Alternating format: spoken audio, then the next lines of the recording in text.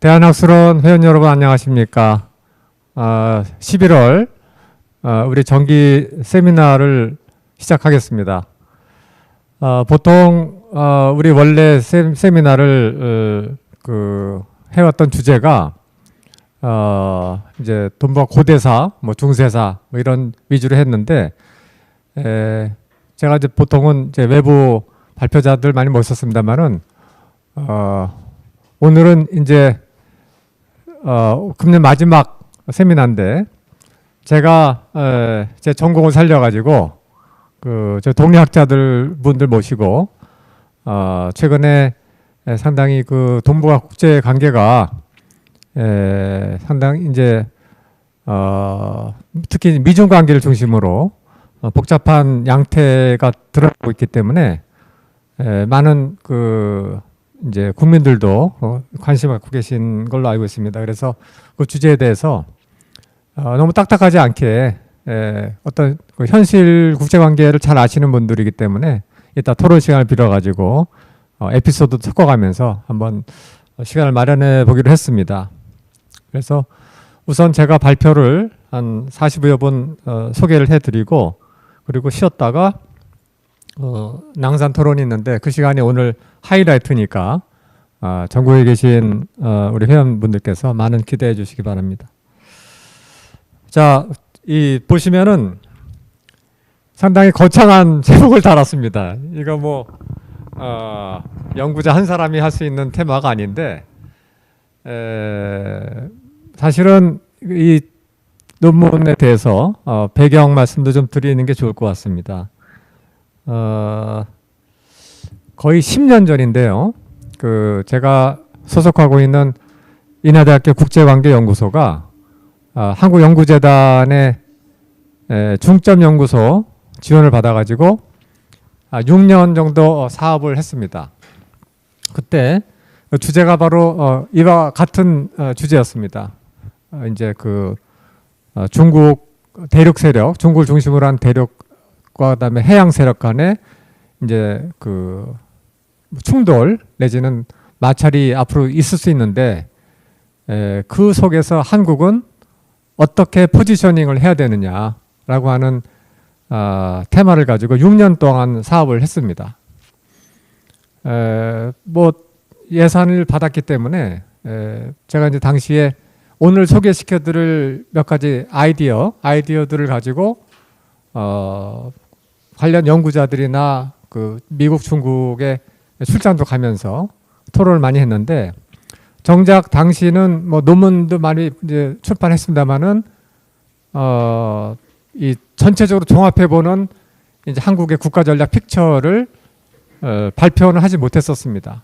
그랬다가 몇 년 묵혀두고 있다가 가만히 보니까 최근 2, 3년 동안 트럼프 말기 바이든 정부가 들어오면서부터 미중 관계가 점점점 이렇게 경쟁적인 측면으로 가는 게 보여서 더욱 이제 우리 대한민국의 입장이 상당히 어려지겠다는 걸 많이 느꼈고요. 그래서 저는 이제 우리 국내 안보연구 공동체가 이 문제에 대해서 좀 더 이제 심각하게 아마 좀 토론을 많이 했으면 좋겠다는 개인적인 생각을 갖고 있었습니다. 이제 미중 관계가 서로 좋을 때는 큰 문제가 없지만 갈등적으로 될 때는 이제 우리가 동맹국인 미국이 있고 무역 파트너인 중국 사이에서 상당히 애로가 많을 수 있는데 문제 제기는 많이 있습니다. 시중에 학자들이 앞으로 문제가 있을 것이다. 그런데 구체적으로 어떻게 헤쳐나가야 될 건가는 경로라고 할까요? 어떤 전략적인 블루프린트는 구체적으로 제시를 하지 못했던 것 같습니다. 그래서 제가 이제 10여 년 전에 상당히 연구를 했었던 조각들을 모아가지고 한번 나름대로 정리를 한 거를 소개시켜드리고 우리 동료학자들로부터 코멘트를 받아가면서 좀 다듬으면 좋겠다. 그리고 이런 노력들이 다른 사람들도 자꾸 해서 쌓이면은 언젠가는 좀 더 솔리드한 그런 전략 개념이 나오지 않을까 생각을 했고 특히 또 제가 관심 갖고 있는 문제는 우리 안보 전략이 구미 국가들에 비해서 너무 진영 논리에 빠져 있지 않은가라는 어떤 생각도 했습니다. 저희 집사람이 그러더라고요. 정권이 바뀌니까 너무 대북 정책이 달라진다고 막 헷갈린다고 그렇게 얘기를 하더라고요. 그래서 우리가 이제 그 대외 정책은 보통 구미 국가들 보면은 정권이 바뀌어도 큰 근간은 흔들리지 않는 그런 걸 해야 안정적으로 국가 이익을 이렇게 지켜갈 수 있는데, 너무 이제 진영 논리에 빠져 있는 것을 극복하기 위해서는 결국 학자들이 좀 옆에서 도와줘야 되는 거 아닌가. 서로 이제 수렴할 수 있는 솔루션을 자꾸 만들어내면 그 중에 하나는 뭐 쓸만한 게 걸리지 않을까 생각을 했고요. 제가 그런 쓸만한 걸 오늘 제가 준비했다고는 감히 말씀드리지 않습니다. 저는 여러 사람들 중에 한 사람으로서 그런 걸 시도를 해봤다는 의미가 있다고 보고, 그래서 앞으로 이와 같은 노력들이 안보 공동체에서 확산되길 바라는 마음을 듬뿍 담아서 제 발표를 시작하겠습니다.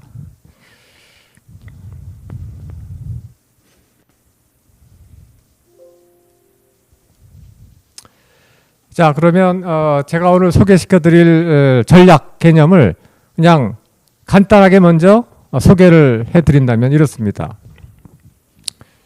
이름을 좀 하나 붙여봤습니다. 이게 요새는 멋있게 이름 붙이는 것도 유행이 됐다고 그래가지고 트리플 쓰리 해법이라고 이름을 제가 좀 달아봤는데요. 도대체 트리플 쓰리가 3개 있다는 것 같은데 도대체 무슨 의미냐라고 이제 물으신다면 저는 이렇게 대답을 하겠습니다. 우선 이 모든 프로그램을 돌리는 원동력을 이제 저는 한미 동맹을 진화하는 프로그램 3단계 프로그램부터 시작한다고 제가 했습니다. 그래서 동맹국의 신뢰를 증폭하고 이를 원동력으로 삼아서 현재 어제도 뭐 극적인 모습이 나타났는데 한미일 3국 차관 회의를 하고 일본이 공동성명 발표 자리에 참석 안 해가지고 좀 어색한 모습이 연출되었다라고 하는 걸 우리가 봤던 것처럼 기능 부전 상태에 있다라고 한미일 보고 있고요. 그다음에 한중일 상관협력체도 사실상 기능 부전 상태입니다. 그 한중일 3국 협력국이 서울에 있습니다. 굴러가고는 있는데 8일 날린다고 그럽니다. 그래서 제 아이디어는 기본적으로 이미 존재하지만 기능 부전 상태에 있는 2개의 소자주의 혹은 3자 협력틀을 활성화하는 겁니다. 활성화를 한미동맹을 진화하는 걸 통해서 불을 지펴보자. 공기를 주입시켜보자. 뭐 이런 개념이고요. 그렇게 해서 그 다음에는 한미중 전략대화 채널을 열어가지고 이 3개의 소자주의, 3개 소자주의를 조합해서 연쇄적으로 구동함으로써 하고 동시에 이것만 하는 것이 아니라 남북 간의 직접 화해 협력을 병행하는 겁니다. 양쪽을 병행하는 거죠. 병행함으로써 제가 잠시 후에 말씀드릴 동북아시아의 3개 발화점이 있는데 이것이 연동되거나 한반도 위기로 파급되는 것을 차단할 수 있는 평화 역량, 이건 뭐 다른 말로 하면 방파제가 되겠죠. 를 구축해서 동북아 안보 환경 개선에 우리 한국이 선제적으로 공헌해 보자라고 하는 상당히 야심적인 뭐 그런 목표를 제가 설정했습니다. 지금 소리 잘 나가고 있죠? 지난달에 우리 세미나 할 때 소리가 안 나가가지고 방송 사고가 난 적이 있었습니다. 그래가지고 지금 우리 제가 확인하느라고 했습니다. 자, 그러면은 트리플 쓰리의 개념을 요약해 드리면은 우리가 안보 위협 요소가 3가지가 있다는 겁니다. 동북아에. 그런데 3가지 안보 위협 요소를 해결하는 솔루션을 3개의 소자주의를 연쇄적으로 연결시킨다는 거, 네트워킹한다는 거. 근데 이것을 하는 원초적인 원동력은 우리가 갖고 있는 안보자산, 한미동맹을 진화시키는 걸 통해 가지고 연쇄적으로 이렇게 네트워킹을 해보자, 뭐 이런 겁니다. 그래서 안보 환경 차원에서 위험 요소가 세 개가 있다고 이제 제가 이제 말씀드리고 싶은데, 우선은 이 남진아해, 그다음에 동중국해, 한반도, 이 세 개의 플래시 포인트 혹은 발화점이 있다라고 이제 말씀드리고 싶은데, 지금 보시면은 조금 사이즈가 다르지 않습니까? 역시 한반도 안보 위협이 실제로 이게 충돌이 되면 가장 큰 충격파가 올 수 있는 그런 지역이라고 볼 수 있고, 남중국해는 아무래도 국지적인 충돌에서 이제 진행이 될 수 있다는 겁니다. 그런데 보통은 이 세 개의 플래시 포인트를 이제 독립된 걸로 보기 쉽지만은, 이게 미중 간의 관계에서 이거 문제가 발생할 때는 이게 아주 쉽게 스피로버 될 수 있다라고 하는 점을 저는 좀 강조를 하고 싶습니다.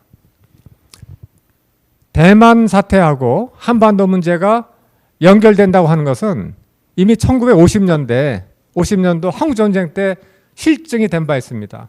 그때 한반도 전쟁이 났을 때 그 모택동이 대만 통일을 포기할 수밖에 없었다는 겁니다. 그리고 동시에 미군이 뭐 칠함대라든가 이제 공군력을 투사를 해가지고 이제 이쪽 불을 끄고 그다음에 한반도 집중하려고 했던 거죠. 미국 입장에서는. 근데 시대가 뭐 거의 70년이 지나가지고 이제는 이 중국에 가까운 여기서 충돌이 발생했을 때 병참 지원 측면에서 중국이 유리한 국면이 형성될 수가 있습니다. 그러면 과거에는 미국이 연쇄적으로 연계되는 것을 통제할 수 있었지만, 앞으로는 중국이 대만 사태가 벌어졌을 때 한반도에 있는 주한미군, 또 한반도를 지원하는 주일미군이 대만 사태에 집중하지 못하도록 고착시키고자 하는 전략적 행동을 할 수 있다라고 저는 생각을 하고 있습니다. 이미 그 캐스퍼 와인버거가 1980년대에 그 대만 위기하고 한반도 위기는 연계될 수 있다라고 하는 얘기를 했고, 최근에 우리 국내 언론이라든가 학계에서도 점점 이 대만 문제가 강 건너 불이 아니다라고 하는 것을 이제 인식하고 있는 것 같습니다. 대만 문제가 불거지면 이제 한국도 연루될 수 있다, 혹은 뭐 이제 상당히 안보적인 부담이 될 수 있다, 이렇게 하는 얘기가 점점점 나오고 있는데, 특히 이제 노무현 정부 때 주한미군 재배치를 하면서 그때는 모호하게 정리됐던 전략적 유연성 문제를 미 태평양 사령부라든가 미 국방성에서 분명하게 지금 이제 언급을 하고 있습니다. 전략적 유연성은 단순한 레토릭이 아니고 실제로 전력을 이제 합리적으로 운영하기 위한 개념으로 될 수 있다라고 하는 것을 이제 언급을 하고 있습니다. 하기 때문에 대만 문제와 한반도 문제는 쉽게 옮겨 붙을 수 있다라고 하는 점이고요. 우리가 그램 앨런슨이 말한 것처럼 미중 간의 충돌을 원하지 않죠. 누구나 어느 쪽도 원하지 않는데 트리거 때문에 충돌로 말려들 수가 있습니다. 그게 한국이 될지 대만이 될지 혹은 남진아가 될지 모르지만은, 문제는 트리거가 두 개가 연쇄적으로 구동될 수 있다는 겁니다. 그럼 퍼펙트 스톰이 올 수가 있는 거죠. 우리는 대한민국 입장에서는 저는 이게 좌우를 불문하고 이것은 반드시 막아야 될 상황이다라고 보고 있습니다. 그래서 오늘 이 자리가 제가 좀 감히 초당적인 어떤, 그다음에 지속 가능한 담론의장이 되기를 희망했던 이유는, 이 대만 문제 때문에 이 한반도가 이제 전쟁의 소용돌이로 휘말려 들어갈 수 있는 어떠한 가능성도 차단할 필요가 있다. 그리고 그런 가능성이 차단되면 동시에 대만 위기도 발생하는 것을 억제할 수 있다 생각합니다. 그런데 서로 바이스 벌사 안보 위험 요인을 통제할 수가 있는 거죠. 그런 차원에서 제가 이 그림은 그런 의도로 그렸다는 걸 말씀을 드려봅니다.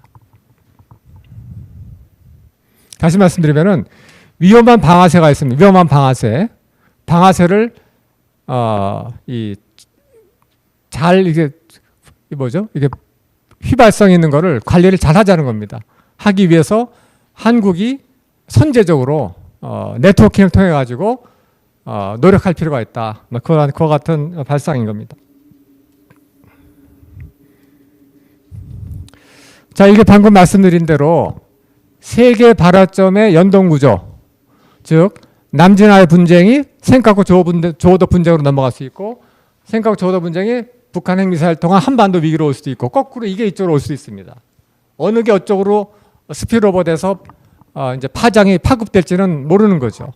국제관계는 수많은 변수들이 명멸하는 불확정성의 세계이기 때문에 어떻게 될지 모릅니다. 하지만 최소한 이것들이 앞으로 연계될 가능성이 있다라고 하는 점 우리가 좀 주지를 해야 되고, 기존에 한반도 안보 문제를 한반도 내에서 국한에서 해결하고자 했던 노력들이 제 소견으로는 갈수록 옵솔리트해질 수 있다, 무의미해질 수 있다는 생각을 하는 겁니다. 왜냐하면 미중 간에 과거에는 미중 간에 뭐 협력 관계였거나 혹은 뭐 느슨한 경쟁 관계였을 때는 한반도 문제를 독립해서 해결할 수 있지만, 이게 첨예한 갈등 국면을 가면은 이 세 가지의 연결 고리들이 쉽게 거기에 불붙은 발화점이 될 수 있고 트리거가 될 수 있기 때문에 이 문제에 대해서는 대한민국의 당사국이 적극적으로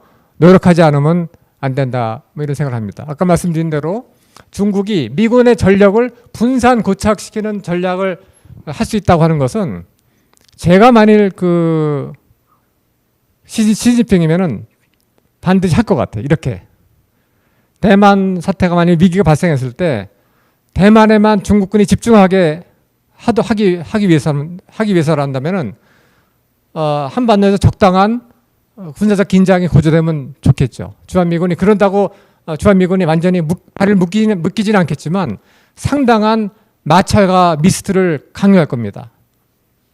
포그와 프릭션을 강요할 수가 있는 거죠. 주한미군한테. 아니, 한반도 어떻게 될지 모르니까. 그런 생각을 이제 중국 이제 전략주의부가 한다면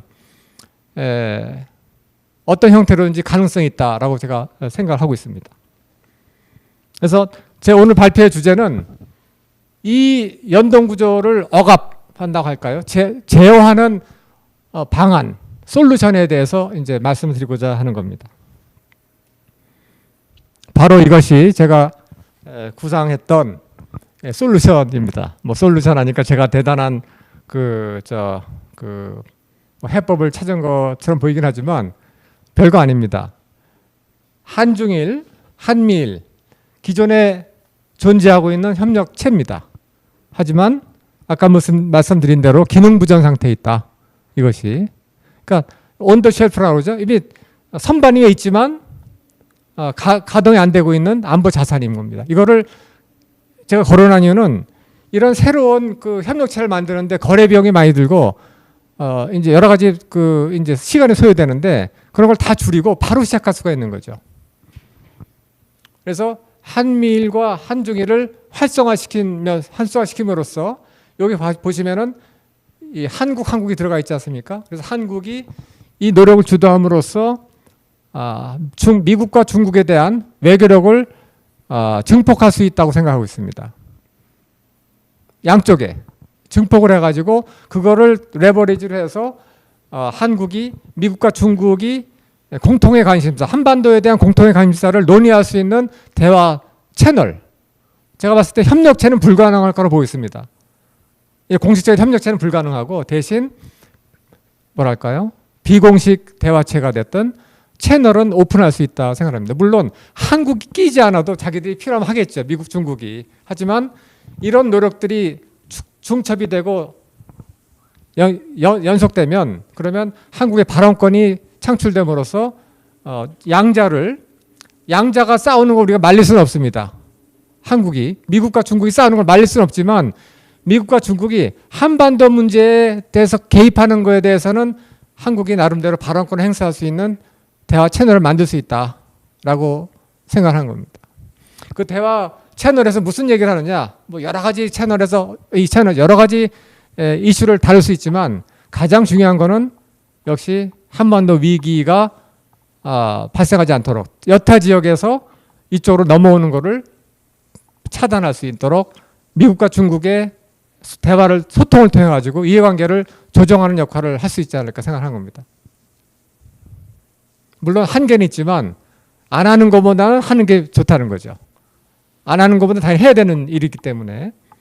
그래서 저는 이 소자주의, 트라이레터럴리즘인데 미니레터럴리즘이기도 하고 세계를 연결하는, 이렇게 연계하는 그와 같은 전략을 말씀드렸고, 그것이 동북아 평화위기 관리 소자주의 메커니즘이다, 이렇게 생각했습니다. 자, 그렇다면 양자주의도 있고 일방주의도 있고 다자주의도 있는데 하필 왜 소자주의냐? 왜 하필 3자 협력만 얘기하느냐? 뭐 요새 사실 뭐 오커스라든가 뭐 등등등 해가지고 3자 협력체가 일종의 그 트렌드인 것처럼 보이긴 합니다. 근데 이런 소자주의의 이점은 뭐냐면은 빠른 의사결정이 가능하다는 겁니다. 다자주의보다는 여러 파트너들이 모이는 것보다는 상대적으로 빠른 의사결정이 가능하고, 그 다음에 양자 대화체보다는 상대적으로 비대칭적으로 힘이 약한 파트너가 자신의 목소리를 내기 쉽다는 측면이 있습니다. 그 다음에 반복하자면 역시 한중일과 한미일은 이미 존재하고 있는 협력체다는 거죠. 단 기능무전 상태에 있는 것. 그래서 기능무전 상태인 거를 활성화시키게 하면은 이와 같은 하나의 그 뭐랄까 그 전략 코스가 맥힐 수 있는 실마리가 있다. 뭐 그런 점이 이제 하나의 메리트가 되겠습니다. 그런데 우리가 가만히 아무것도 안 한다고 그래가지고 한중일이 살아나고 한미일이 살아나는 게 아닐 겁니다. 제가 봤을 때는 현재 필요한 것은 한미 동맹 관계에서 부족한 점들을 찾아내가지고 그것이 미국이 요구하는 한미일 이제 협력, 최적화된 한미일 협력을 목표로 해서 한국이 계속 에너지를 불어넣어줄 때, 공기를 불어넣어줄 때, 한미 동맹 3단계 진화 전략인데 해줄 때 그때 그 뭡니까? 한미일도 살아날 수 있는데 한미일이 살아나면서 동시에 우리가 중국한테는 일종 뭐랄까 균형된 어떤 포스를 취하는 걸로서 한중일에게 대해서 기회의 윈도우 오브 오퍼튜니티를 열어주는 겁니다. 제가 봤을 때는 한미일이 이렇게 활성화되는 것 중국 당연히 경계할 겁니다. 두려워하고. 하지만 그때 중국의 두려움을 옵셋, 상쇄하거나 어드레스 해주는 한중일을 우리가 적극적으로 해주면은 중국은 이걸 거부할 이유가 없습니다. 왜냐하면 이건 미국이 빠진 지역협력체이기 때문에 중국이 반대한다면 자살 행위인 거죠. 이미 중국은 그런 목표를 가지고 한중일을 참여해왔던 겁니다. 그래서 이 한미일과 한중일을 병행해서 우리가 레버리징 할 수 있다, 머누버를 할 수 있다는 생각을 제가 했던 겁니다.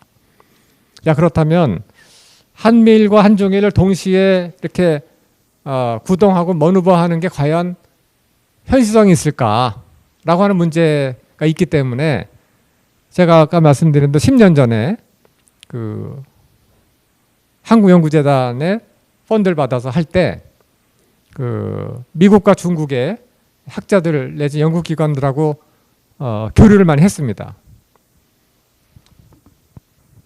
제가 이런 개념을 가지고 그 중국의 예를 들어서 상해 교통대, 그다음에 그 칭화대학의 얀셰퉁 교수팀, 그리고 샤먼대, 산동대 이런 데 가가지고 자, 우리 이렇게 이런 구상을 해보려고 그런다. 너희 어떻게 생각하느냐라고 물어봤더니 중국 그때 지금 얘기는 아닙니다. 물론 10년 전 얘기인데 그때는 중국 학자들은 좋다는 겁니다. 어차피 한국은 너희 합니다 할 거 아니냐. 너희는 어차피 미국의 영향권이 있기 때문에. 근데 이런 한중일 윈도우 오프틴을 열어주는 것에 대해서 중국이 반대할 이유가 없다. 이렇게 얘기를 하더라고요.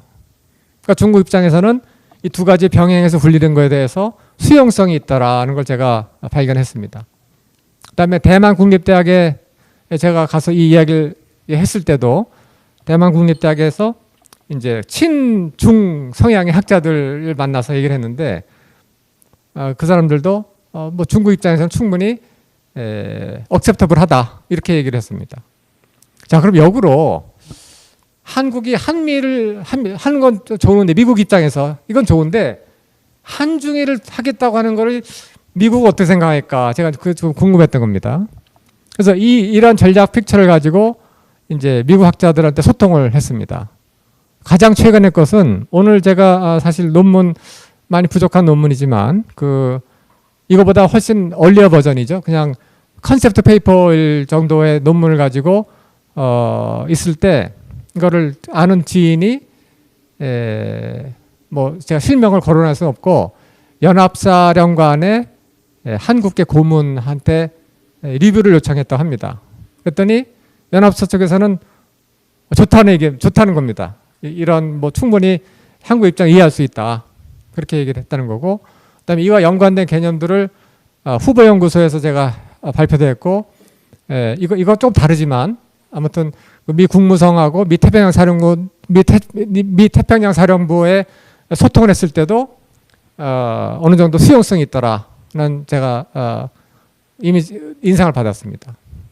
자, 제가 말씀드린 게 왜 중요하냐면은 이와 같은 개념, 전략 개념이 미중 양쪽에서 이게 받아들일 만한 거야, 억셉터블 해야 이게 맥힐 수 있는 거 아니겠습니까? 그런데 제가 뭐 일개 학자로서 정말 양쪽 정부에 이렇게 공식적으로 문의한 것도 아니고 그냥 이렇게 똑똑 타진한 거지만은 이 미국이나 중국의 이제 그 학자들은 어느 정도 수용 가능하다라고 회신했다는 거에 대해서 나름대로 조금 용기를 얻었다. 뭐 이렇게 말씀드릴 수 있겠습니다. 그 다음에 세 번째 파트너가 있죠. 일본은 어떠냐? 일본은 뭐 우리처럼 한국 두 번 다 들어가 있지만 일본 다 들어가 있습니다. 일본은 한미래도 들어가 있고 한중일도 들어가 있고, 그러니까 일본이 반대할 리는 없는 거죠. 그리고 이거보다는 좀 더 이제 구체적인 한미일 공군 레벨에서 협력안이 있습니다. 이건 제가 10년 전에 공군본부 프로젝트를 했는데 그걸 중심으로 해서 이제 일본 학자들한테 이제 일본 방위연구소라든가 또 방위대학교라든가 일본 학자들하고 소통했을 때 일본 학자들은 뭐 아주 좋다 뭐 이런 식으로 반응을 했다는 겁니다. 하기 때문에 저는 제가 생각했던 이 개념이 전혀 터무니없지 않다라고 생각을 해본 겁니다. 그리고 실제로 제 기억에는 여기 김태호 우리 교수님도 와 계신데 이명박 정부 때에도 한미일과 한중일을 병행해서 이렇게 한번 구동하는 거에 대해서 개념이 국가안보 전략서에 있던 걸로 제가 기억을 하고 있습니다. 그래서 그 같은 백그라운드에서 제가 이제 이 세 가지를 살려가는 그런 방법을 구상했다는 걸 말씀드리고, 문제는 어떻게 아까 말씀드린 세 가지를 굴려나가냐 할 때 말씀드렸는데, 역시 저는 한미동맹 진화하고 남북대화를 병행하는 이런 개념으로 생각을 해본 겁니다. 그래서 이제 이미지로 이해하기 쉽게 여기는 이제 이쪽에 이제 난로 같은 겁니다. 난로에서 1단계, 2단계, 3단계 이렇게 계속 불을 떼면 혹은 공기를 주입하면 여기로 이제 바람이 들어갑니다. 근데 이것만 하면은 남북대화 없이 이것만 하면은 이게 남남 갈등 함정에 빠져버립니다. 그래서 국내적으로 이게 추진력이 상실되기 때문에 남북 대화를 병행하면서 한미동맹 진화 프로그램을 굴려가는 거죠. 그렇게 할 때 이 공기가 주입이 되면 이게 점점 불어나는 겁니다. 이 불어나서 여기 뒤에 그림에 보시는 것처럼 제가 좀 여기 미리 좀 설명을 드리면은 이 프로그램을 가동을 하면 이게 밖에 이 트라이래터럴리즘이 활성화가 돼서 기능 부전 상태를 이제 극복해서 활성화가 되면은 이것을 통해 이 세 가지를 통해 가지고 우리가 아까 제가 모두에 말씀드린 세 개의 플래시 포인트들이 연동되거나 한반도 위기로 파급되거나 실질적인 위협으로 되는 것을 억압할 수 있다는 겁니다. 억압이라는 표현이 맞는지 모르겠는데 제어할 수 있다는 겁니다. 그런 개념인 겁니다.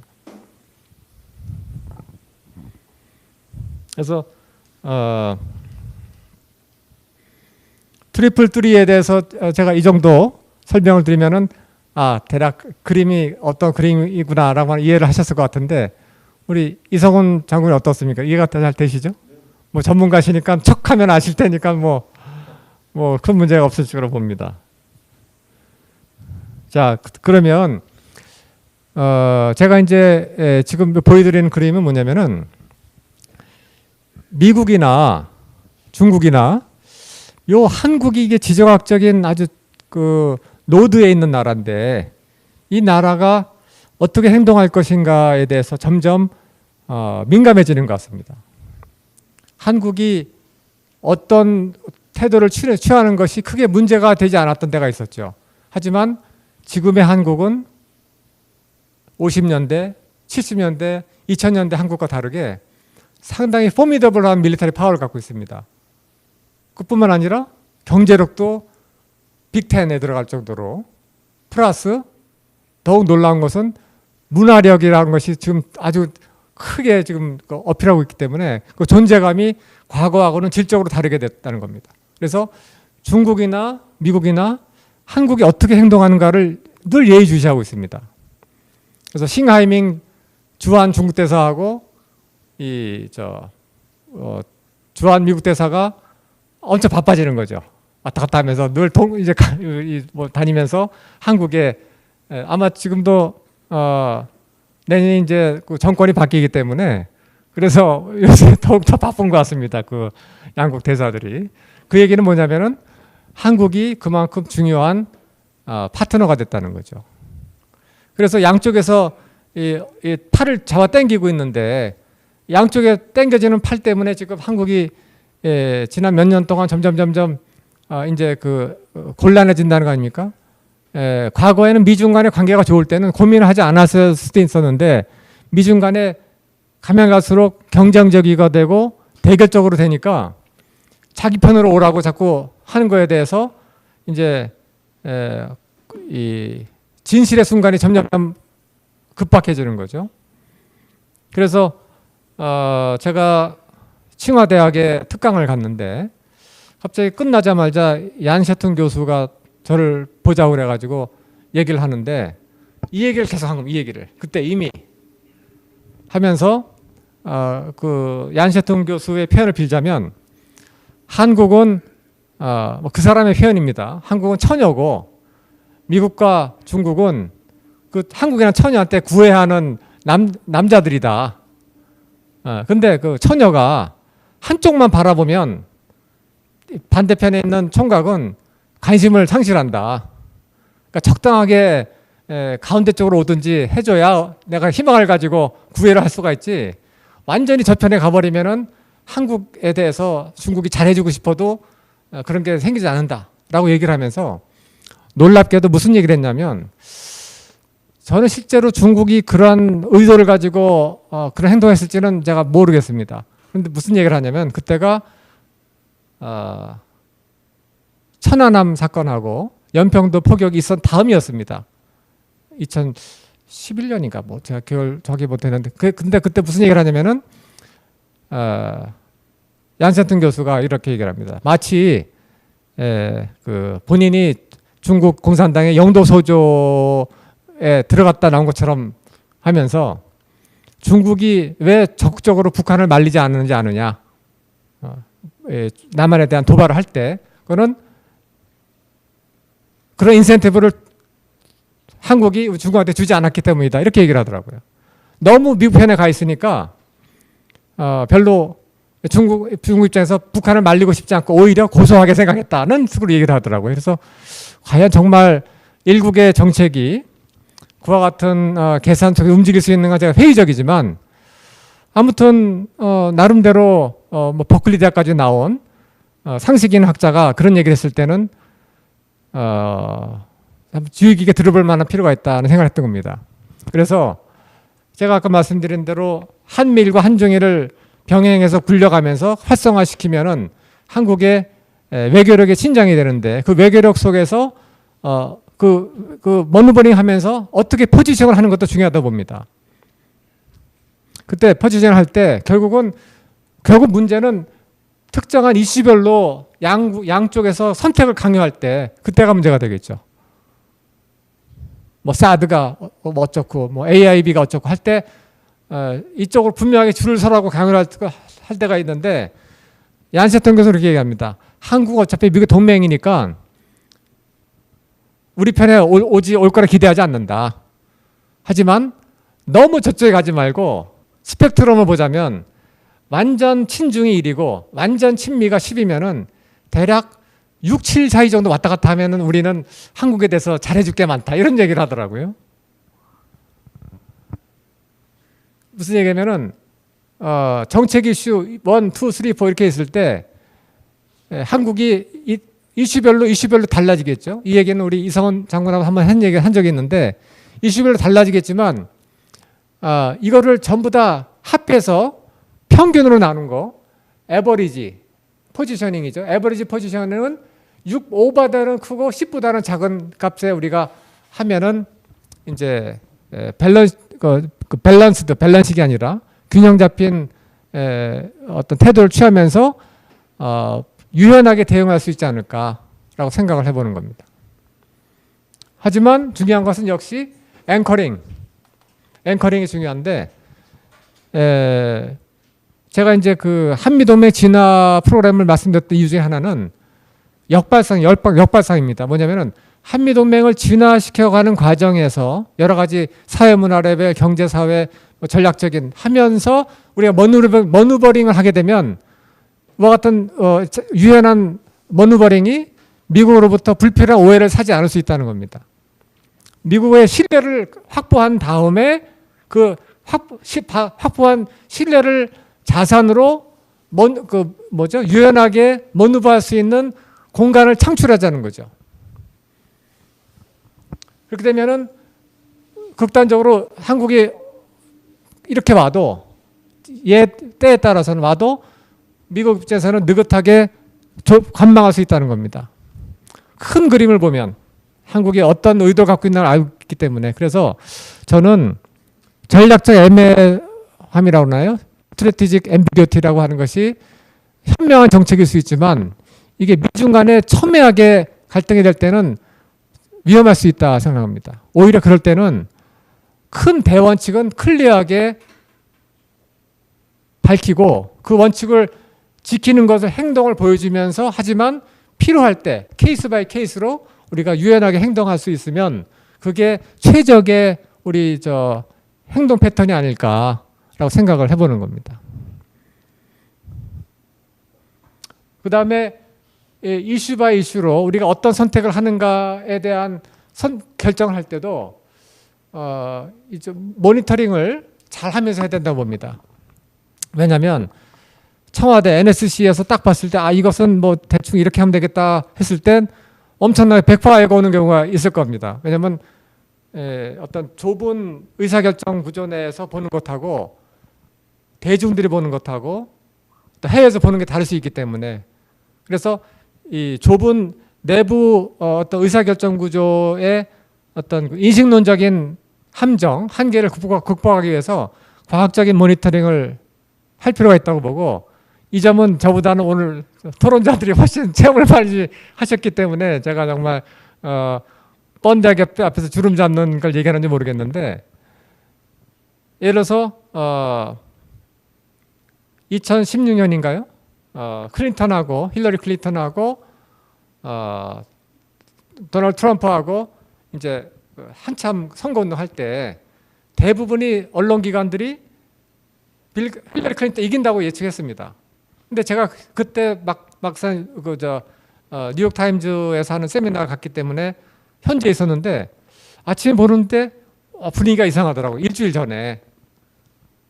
뭐냐면은 구글 빅데이터로 본 것하고 언론사들이 CNN에 예측한 거하고 참 달랐다는 겁니다. 구글 빅데이터 상에는 이제 검색 빈도수가 트럼프가 압도적으로 많았다는 거죠. 그래서 제가 그런 뭐 이제 그 빅데이터 애널리시스의 전문가는 아니지만 이슈 바이 이슈로 이거를 어떤 그 여론이라든가 이 정책 커뮤니티에서 어떻게 이해하는가를 좀 트레이싱할 수 있는 기법도 만들 필요가 있다 생각합니다. 이건 여담이고요. 자, 아무튼 큰 제가 그림을 다시 말씀드리면은 한미 동맹을 진화시켜가는 그런 프로세스 속에서 우리가 대중 외교 자율성을 얻어내고 그걸 가지고 필요할 때 딱딱 침을 놓음으로써 우리 국익을 맥시마이즈 할 수 있지 않을까라는 생각을 해보는 겁니다.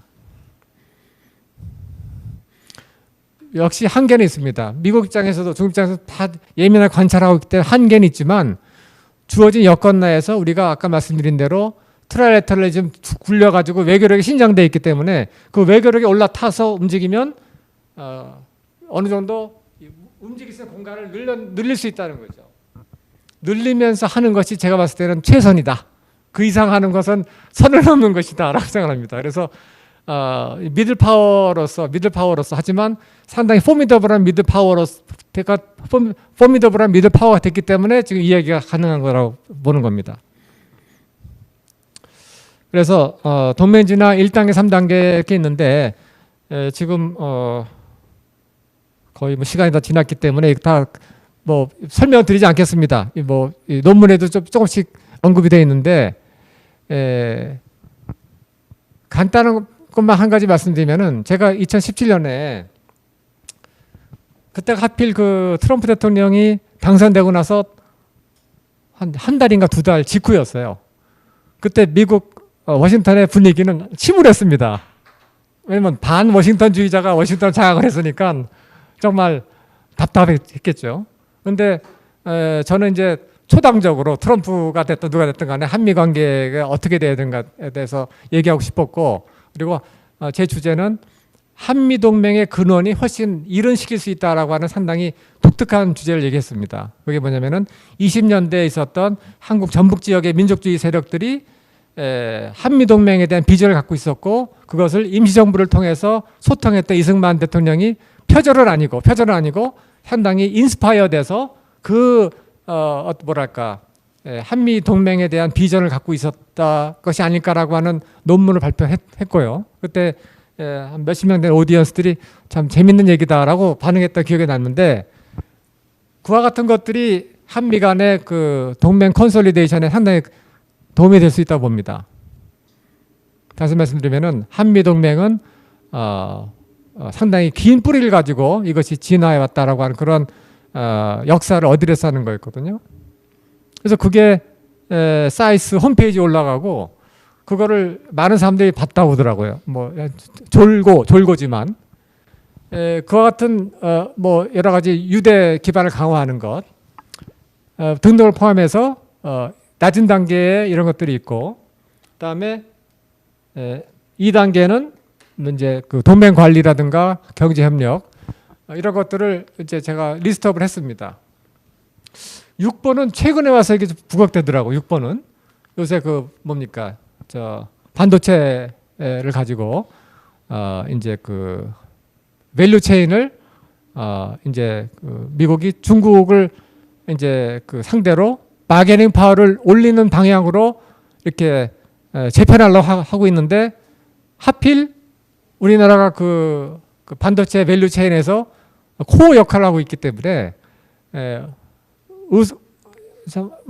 드물게 미국이 한국한테 이렇게 의존하고 부탁하는, 예를 들어서 백악관에서 하이닉스라든가 SK 삼성인가 그쪽 뭐 초청도 하고 뭐 그런 모습을 보면은 6번이 최근에 와서 상당히 그 의미 있는 요소로 되고 있는 걸 제가 좀 느꼈습니다. 그 다음에 이제 3단계가 중요한데요. 3단계 이 군사 높은 옵션, 이 언덕, 고지죠. 고지를 놓고 한국이 움직이는 거를 구체적으로 보여줘야 그게 중국한테 자극이 될 거라고 봅니다. 중국한테. 이걸 가지고 중국을 자극해가지고 중국을 하여금 몸이 달아가지고 한중일 플랫폼에 열심히 올라타게 만드는 그 자극 효과가 있습니다.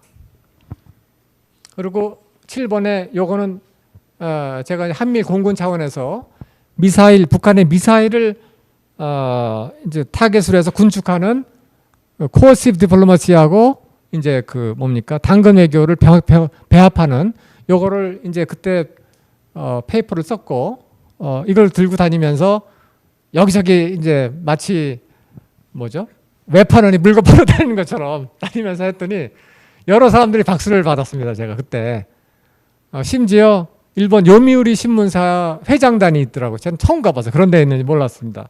요미우리 신문사는 회장이 이런 데 관심이 있더라고요.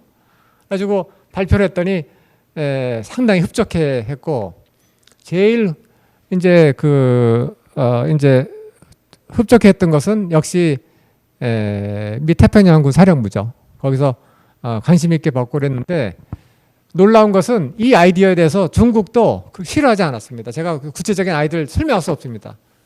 이거는 3+1이라고 해가지고 한미일 더하기 중국을 파트너라고 하는 솔루션이었거든요. 근데 뭐 이거를 제가 소개시켜 드릴 수는 없고 이 빨간색으로 되어 있는 것을 이제 그 뭡니까?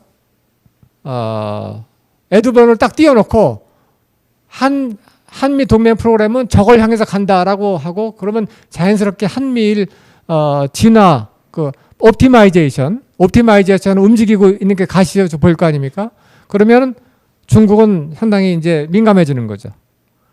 보통은 이걸 하게 되면은 중국을 자극해서 한반도가 불안해진다고 생각하는데 제가 중국 사람들하고 대화해보면 반드시 그런 것이 아니라 오히려 중국으로 하여금 우리 쪽에 기울 기울이게 하는 레버리지 효과도 있다는 겁니다.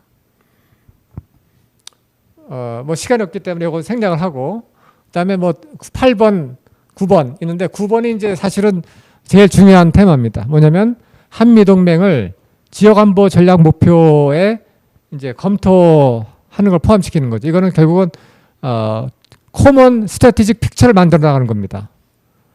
미중 관계 속에서 한미 동맹이 어떤 역할, 임무를 해야 되는가에 대해서 지금까지는 아무도 얘기하고 싶어 하지 않았고 얘기 안 했습니다.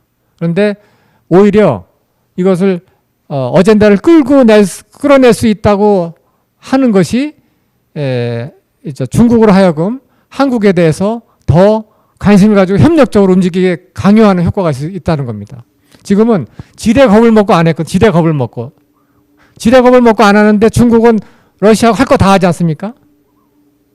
우리가 사드 겁먹으니까 중국은 어디입니까? 하얼빈하다고 산동에다가 장거리 감시레이더 배치하고 그래서 이거는 좀 발상의 전환이라고 생각합니다. 그런데 저는 7번, 8번, 9번은 반드시 이렇게 가야 된다고 하는 건 아닙니다. 그 목표를 놓고 움직이자는 거예요. 움직이면서 중국이 한미중 협력체에서 우리하고 협력적인 태도를 보여주면 이것들은 톤 다운하거나 포기할 수 있는 겁니다. 그렇게 함으로써 우리가 없던 외교력을 만들어낼 수가 있는 거죠. 제가 이런 얘기를 하면 사람들은 그렇게 딱 정해놓고 가는 거니까 그건 위험하다고 생각하는데 그게 아니고 이렇게 갈 수 있다는 옵션을 열어두고 그걸 가지고 레버리징 하자는 거거든요. 오해를 하는 사람들이 많더라고요. 이걸 가지고 카드를 쓰자는 건데 있는 카드를 안 쓰고 그냥 이쪽에서 치면은 이렇게 그러니까 부평초처럼 왔다 갔다 흔들리기만 하는 거 아닌가.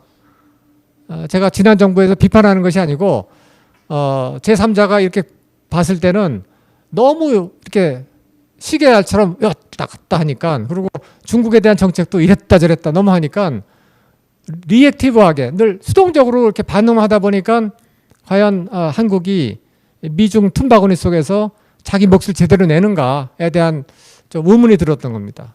그래서 분명히 말씀드리면은 3단계는 이것은 미끼이자 점잖은 유인책입니다. 그래서 만약 중국이 현상 타파 국가가 아니라 20년 전처럼 미국이 만드는 리버럴 인터내셔널 오더에 만족하고 그다음에 그 서구와 함께할 수 있는 정체성으로 어느 정도 수렴할 수 있다면 우리가 불필요하게 이거를 강요할 필요가 없는 거죠. 이걸 가지고 우리가 중국하고 협력하는 레버리징 하자는 것이 중국에 대결하자는 게 아니에요. 한국이 중국에 대결해서 이득밖에 없거든요. 그와 같은 취지라는 말씀을 드리고 하기 때문에 분명히 오해하지 마셔야 되는 거다면 이거는 뭐냐면 중국을 한국에게 대해서 그다음에 중국이 responsible stakeholder로서 현상 타파 국가가 아니라 현상 국가 위주로 남도록 우리가 유도하고 혹은 필요할 때 강요할 수 있는 하나의 전략적인 수단이 될 수 있다는 겁니다. 과거에는 불가능했어요. 과거에는. 근데 지금은 아까 말씀드린 것처럼 한국의 몸집이 상당히 커졌기 때문에 어느 정도 가능성이 있는 부분이 있다 이렇게 말씀드린 겁니다. 자, 그래서 이렇게 구동을 함으로써 이걸 불려 나가면 우리가 제가 모두에 말씀드린 대로 대만 위기가 한국으로 파급되는 걸 차단하고 그러면 그것이 동시에 대만 위기의 발생 자체도 제어할 수 있는 평화 역량, 방파제를 만들 수 있다는 겁니다. 우리가 치사하게 대만 위기가 우리가 오는 거를 막겠다고 하는 것이 아니라 우리가 그걸 막을 수 있으면 동시에 대만도 혜택을 볼 수가 있습니다. 저는 개인적으로 그렇게 함으로써 대만이 작은 현상가 되는 것도 국가가 되는 것도 위험하다고 보고 있습니다.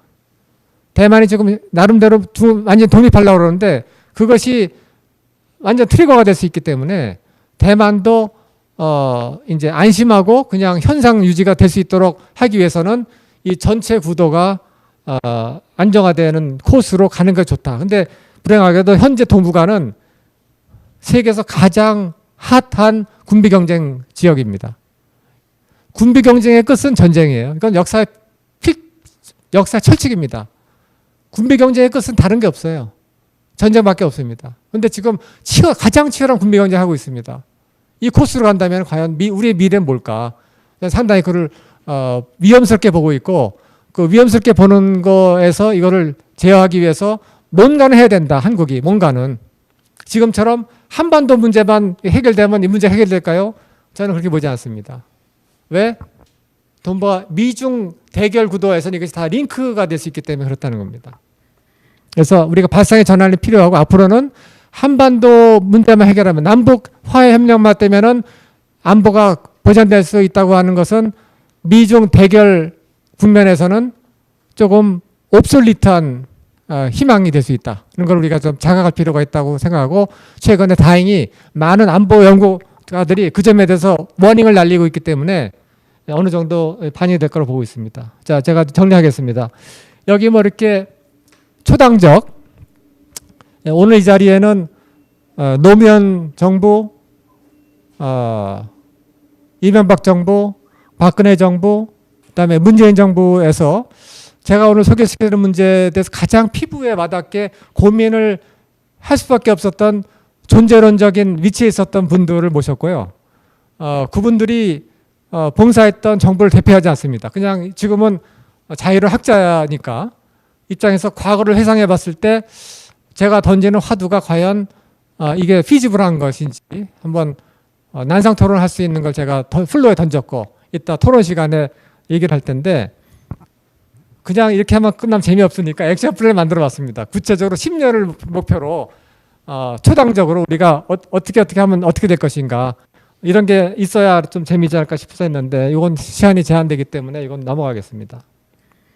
그래서 한반도 동북아의 평화 비전이라고 그래가지고 제가 10년 목표로 해서 우리가 유럽에서는 지금은 그 러시아의 크리미아 합병 그다음에 뭐 여러 가지 문제 때문에 그 OSC가 지금 질이 멸멸해졌지만 한때는 모든 아시아 국가들이 부러워했던 공동안보 모델이었습니다.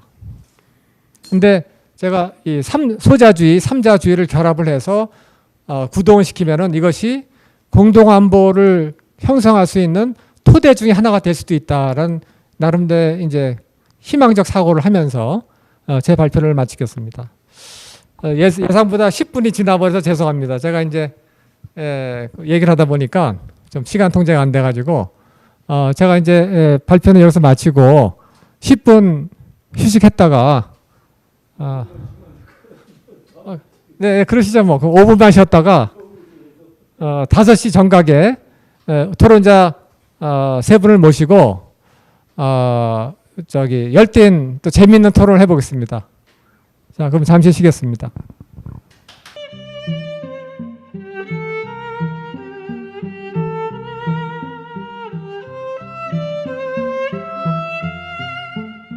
네, 자, 그러면 2부 순서로 토론을 시작하겠습니다. 토론하는 진행 방식은 오늘 모신 세 분 선생님의 맥시멈 10분씩 이제 개별 토론을 듣고 그다음에 이어서 이제 그 자유롭게 이제 자유 토론 뭐 브레인스토밍 형식으로 진행하겠습니다. 북치고 장구 치는 것처럼 제가 이제 자유로운 부드러운 진행을 위해서 사회 역할을 좀 맡겠고요. 소개를 좀 드려야 될 것 같습니다. 제 우측에 계신 김태호 교수님은 현재 성균관대학교 정치외교과에 계시고 미국 시카고 대학에서 박사학위를 하셨고 우리가 이제 지금 모신 분들이 이제 본인들이 봉사했던 공헌했던 정부를 대표하는 건 절대로 아닙니다. 그냥 자유로운 학자 입장이지만 아무튼 이명박 정부 때 전략비서관으로 활약을 하셨고 그다음에 제 좌측에 계신 홍영표 교수님은 현재 한양대학교 정치외교과 교수신데 박근혜 정부 때 통일비서관으로 봉사하시다가 통일부 장관까지 많은 일을 하셨습니다. 그리고 제 좌측에 계신 이성훈 국방대 전 교수님은 현재 이제 공군 장성이신데 문재인 정부 때 NSC에서 국방 관련 파트로 많은 활약을 하셨던 분입니다. 오늘 한 분이 지금 사정상 못 오셨는데 대신 토론문을 보내셨습니다. 그래서 내가 이따가 자유토론 시간 중에는 이제 그 소개를 할 예정이고요.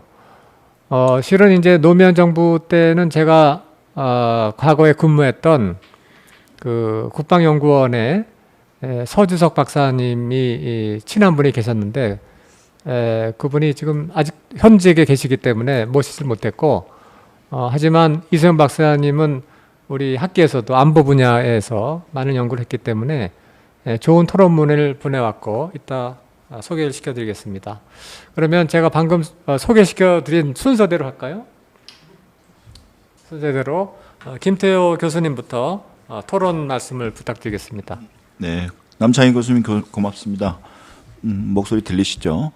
이렇게 귀한 발표를 공을 들여가지고 야심차게 준비하셨는데 아까 재밌게 들었고요.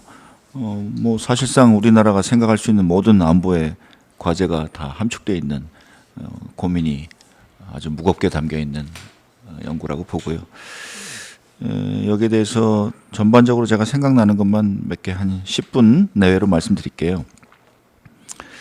저는 안보에 있어서 뭐 정권이 바뀔 때마다 입장이 많이 바뀐다 이렇게 얘기하는데 사실은 안보 정책에서는 옳은 거하고 틀린 거밖에 없다고 봅니다. 저는 뭐 왔다 갔다 하는 것도 옳은 데서 틀린 데로 왔다 갔다 한다 이렇게 저는 생각하고요. 왜냐하면 대한민국의 국력이란 게 상대적으로 객관화돼 있고 우리가 살고 있는 지정학적인 위치가 정해져 있고 주변에 있는 이웃 나라들이 다 정해져 있기 때문에 그 가운데 선택할 수 있는 선택지가 합리적으로 생각하면 분명한데 그 분명한 선택을 왜 때로는 하지 않을까 저는 이렇게 가끔 궁금했어요. 그 이유가 가끔 몇 가지로 이렇게 나뉜다고 보는데 도덕적 우월감이 국익을 지배할 경우, 그 다음에 지나치게 민족주의를 강조해서 표를 얻고자 할 경우, 그 다음에 낭만주의적인 애국심에 사로잡혀 있는데 대책이 없을 경우, 뭐 이런 것들이 지도자의 생각과 국민의 의견과 맞물릴 때 저는 옳은 선택이 있는데도 그런 선택으로 간다고 봅니다.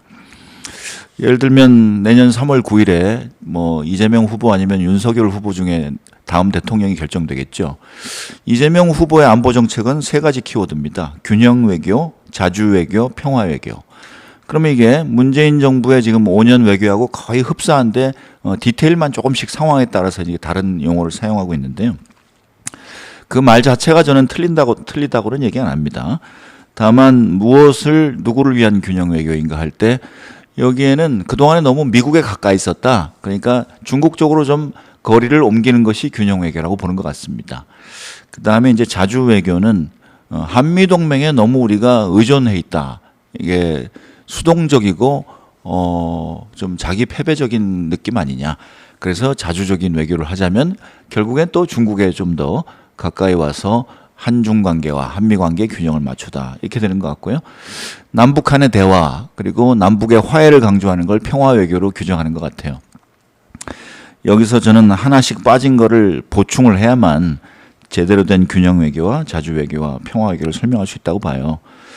균형을 맞출 때 한국이 무엇을 원하는지를 밝히고 균형을 맞춰야죠, 그죠? 그래서 오늘 남창희 교수님이 한미일 협력, 한중일 협력, 그 다음에 한미중 협력을 말씀하셨는데 한미일 협력에서 가장 중요한 의제는 안보입니다. 그럼 부인할 수 없어요. 그러니까 안보를 서로 만들기 위해서 서로 원하는 게 있기 때문에 만나는 겁니다. 균형 외교도 한반도에서 북한의 위협을 막고 한국의 안보와 평화를 지킨다는 확고한 생각이 있다면 적어도 저는 가운데 위치할 수는 없다고 봅니다. 한미동맹이 담당해주고 있는 안보 확보, 평화 확보의 기능을 우리가 무시할 수 없기 때문에 아까 남창희 교수님 얘기하신 7 내지 8 정도의 위치에서 그것이 균형이 맞다라고 얘기할 때 저는 군사안보에 대한 균형이 맞다고 봅니다. 자주외교도 마찬가지죠. 뭐 한국이 지금 글로벌 선도 국가가 됐다고 합니다. 세계 9위, 8위의 무역 대국이 됐고 한류가 세계를 휩쓸고 있고 엄청난 매력을 발산하고 있고 그 비결이 뭔가요? 자유시장이죠. 활력이죠. 창의력이죠. 자유민주주의죠. 그러면 그런 가치와 이념에 대해서 존중하고 그런 질서 속에서 우리가 향유했던 이득을 다 무시하고 지금 국력이 커졌으니까 이제 자주적으로 미국과 중국 사이에서 왔다 갔다 한다. 이것도 앞뒤 논리가 좀 연결이 잘 안 된다 이거죠. 북한과 대화를 하는 건 중요하지만 대화를 했을 때 핵을 폐기할 수 있는 설득을 했느냐. 대화를 했을 때 북한의 개혁 개방을 이끌어내는 조치를 우리가 담아내느냐. 북한과 대화를 했을 때 북한의 인권 문제에 대해서 우리가 진지하게 접근하고 있느냐. 우리가 할 수 있는 거를 담아내야 평화가 되는 거지. 서로 만나가지고 악수를 하고 뭘 합의했는데 한국한테는 지금 손발이 묶여서 아무것도 안 돼 있고 북한이 하고 싶은 걸 다 하는 합의가 나왔다. 저는 그게 평화가 아니라고 보는 겁니다. 페이지별로 남창희 교수님의 논문 중에 중요하다고 생각을 몇 개는 메모를 해놨습니다. 결국에 남창희 교수님의 이상적인 궁극적인 도착점은 이거 같아요. 뭐 중국 지도부가 시진핑으로 계속되든 그 다음에 누가 나오든 하여간 중국이 좀 더 마음을 열고 국제사회에서 더 많은 국가가 참여하는 다자 외교 무대의 장으로 끌어내리기 위해서 우리가 부단히 노력하자. 뭐 3자 협의를 계속 교차적으로 가동하고 또 필요한 아젠다를 계속 포커스를 맞추면서 중국을 설득하자. 그래서 아까 5개년 내지 10개년 계획을 짜셨는데요. 저는 예감이 좀 불길한데 시진핑이가 10년 뒤에도 있을 것 같아요. 그리고 중국이 안 바뀔 것 같아요.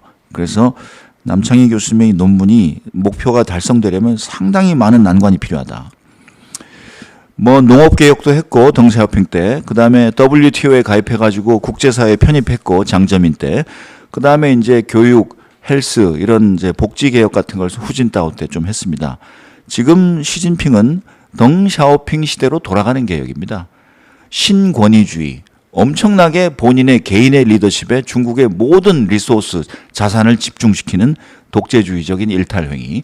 그것이 미국의 리더십을 대체했다고 나섰기 때문에 저는 미국이 중국과 화해할 수 있는 가능성은 거의 없다고 보고요.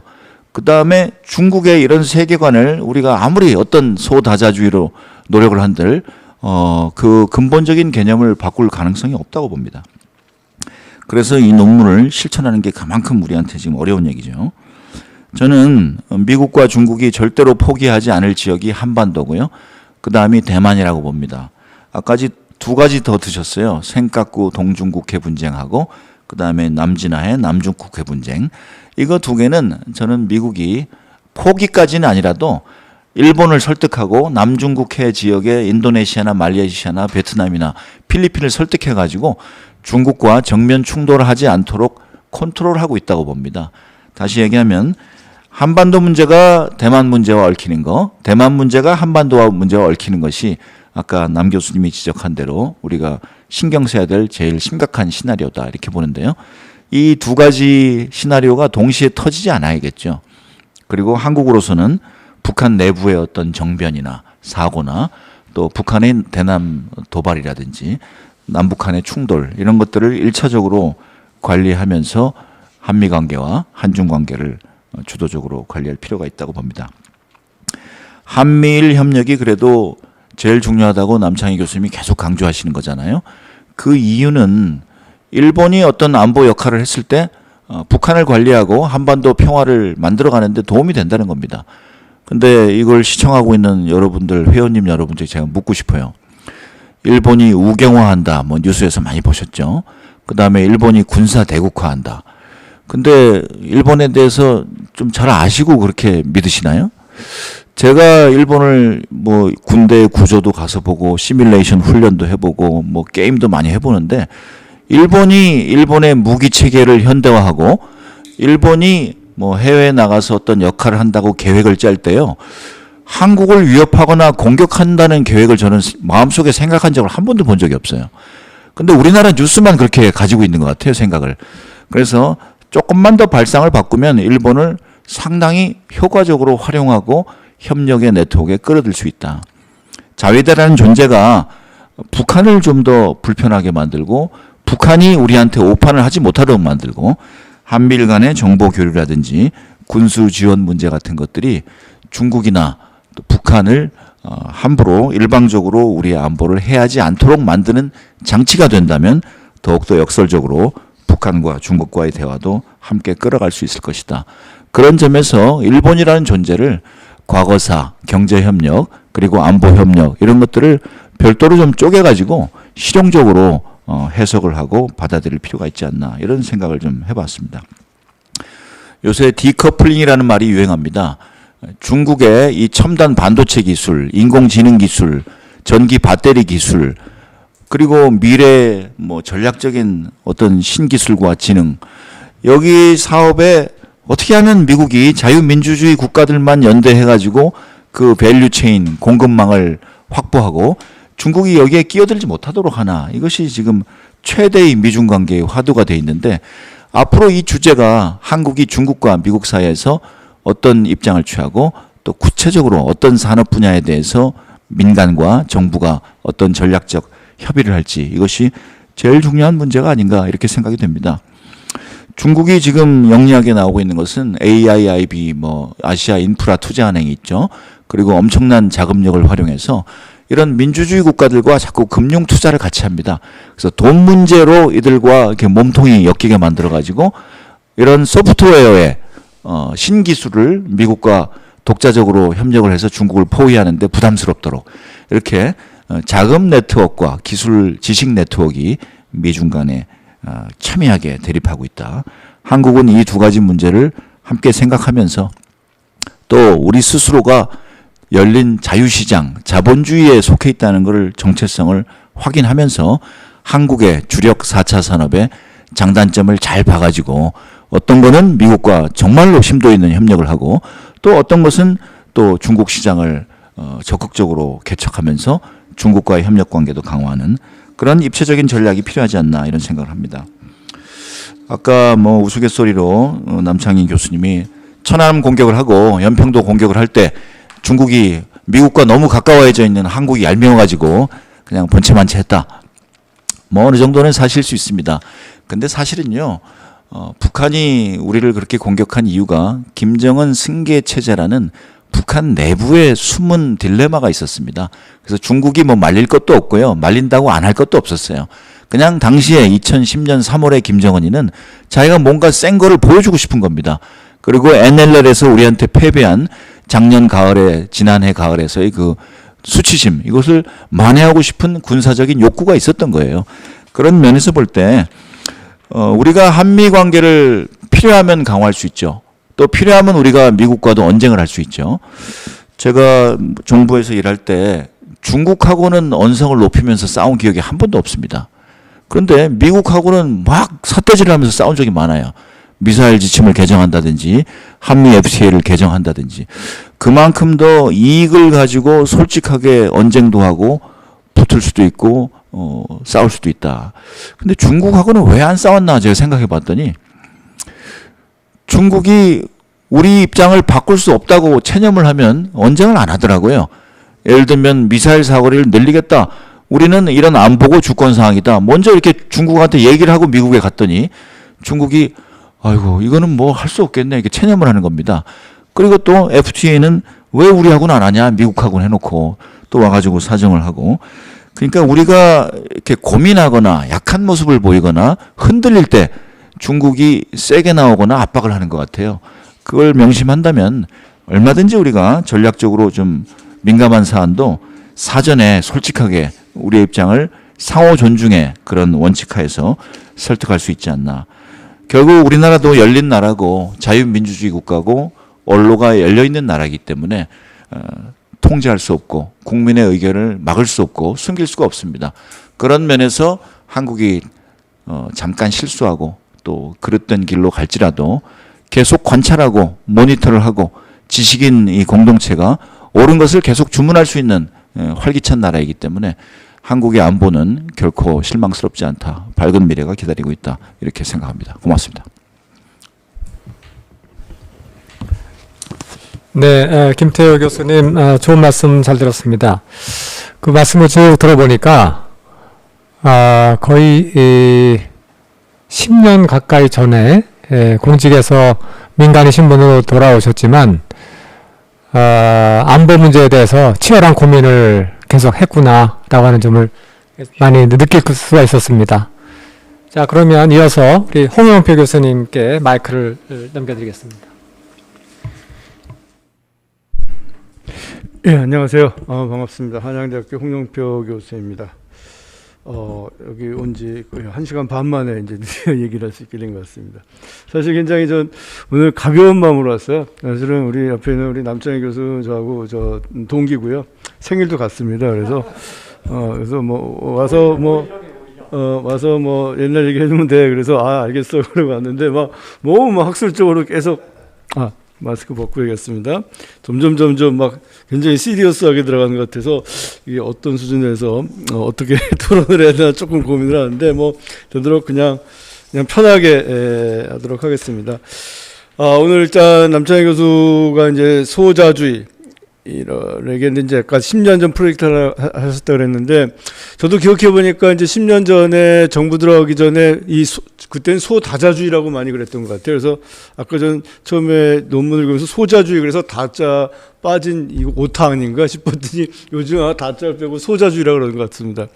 요즘 막 그런 거였어요. 지금 한미일, 한중일 이렇게 해서 여러 가지로 어쨌든 세계 신분 이렇게 막 해보서 다양하게 해보자 그래서 멀티 레이어 복합 중층 구조 이런 얘기 한참 했었던 것 같아요.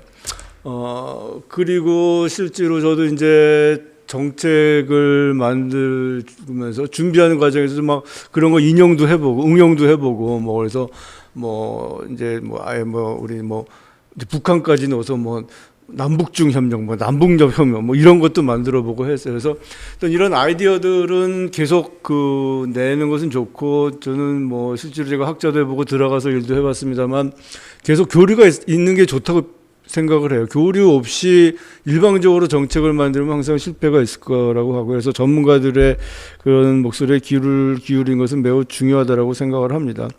근데 막상 들어가 보면은 미국하고 중국에서 팍팍 날라오면요 정신없어요. 무슨 소다자주의 이런 거 생각할 겨를이 없습니다. 조금만 움직이면은 벌써 미국 쪽에서 딱 사인이 들어와요. 너무 중국 쪽으로 가는 것 같아. 이런 사인 딱 들어오고요. 또 중국 쪽에서는 계속 그럴 거야. 이런 사인이 막 들어오면은 또 그런 걸 신경 안 쓸 수가 없고.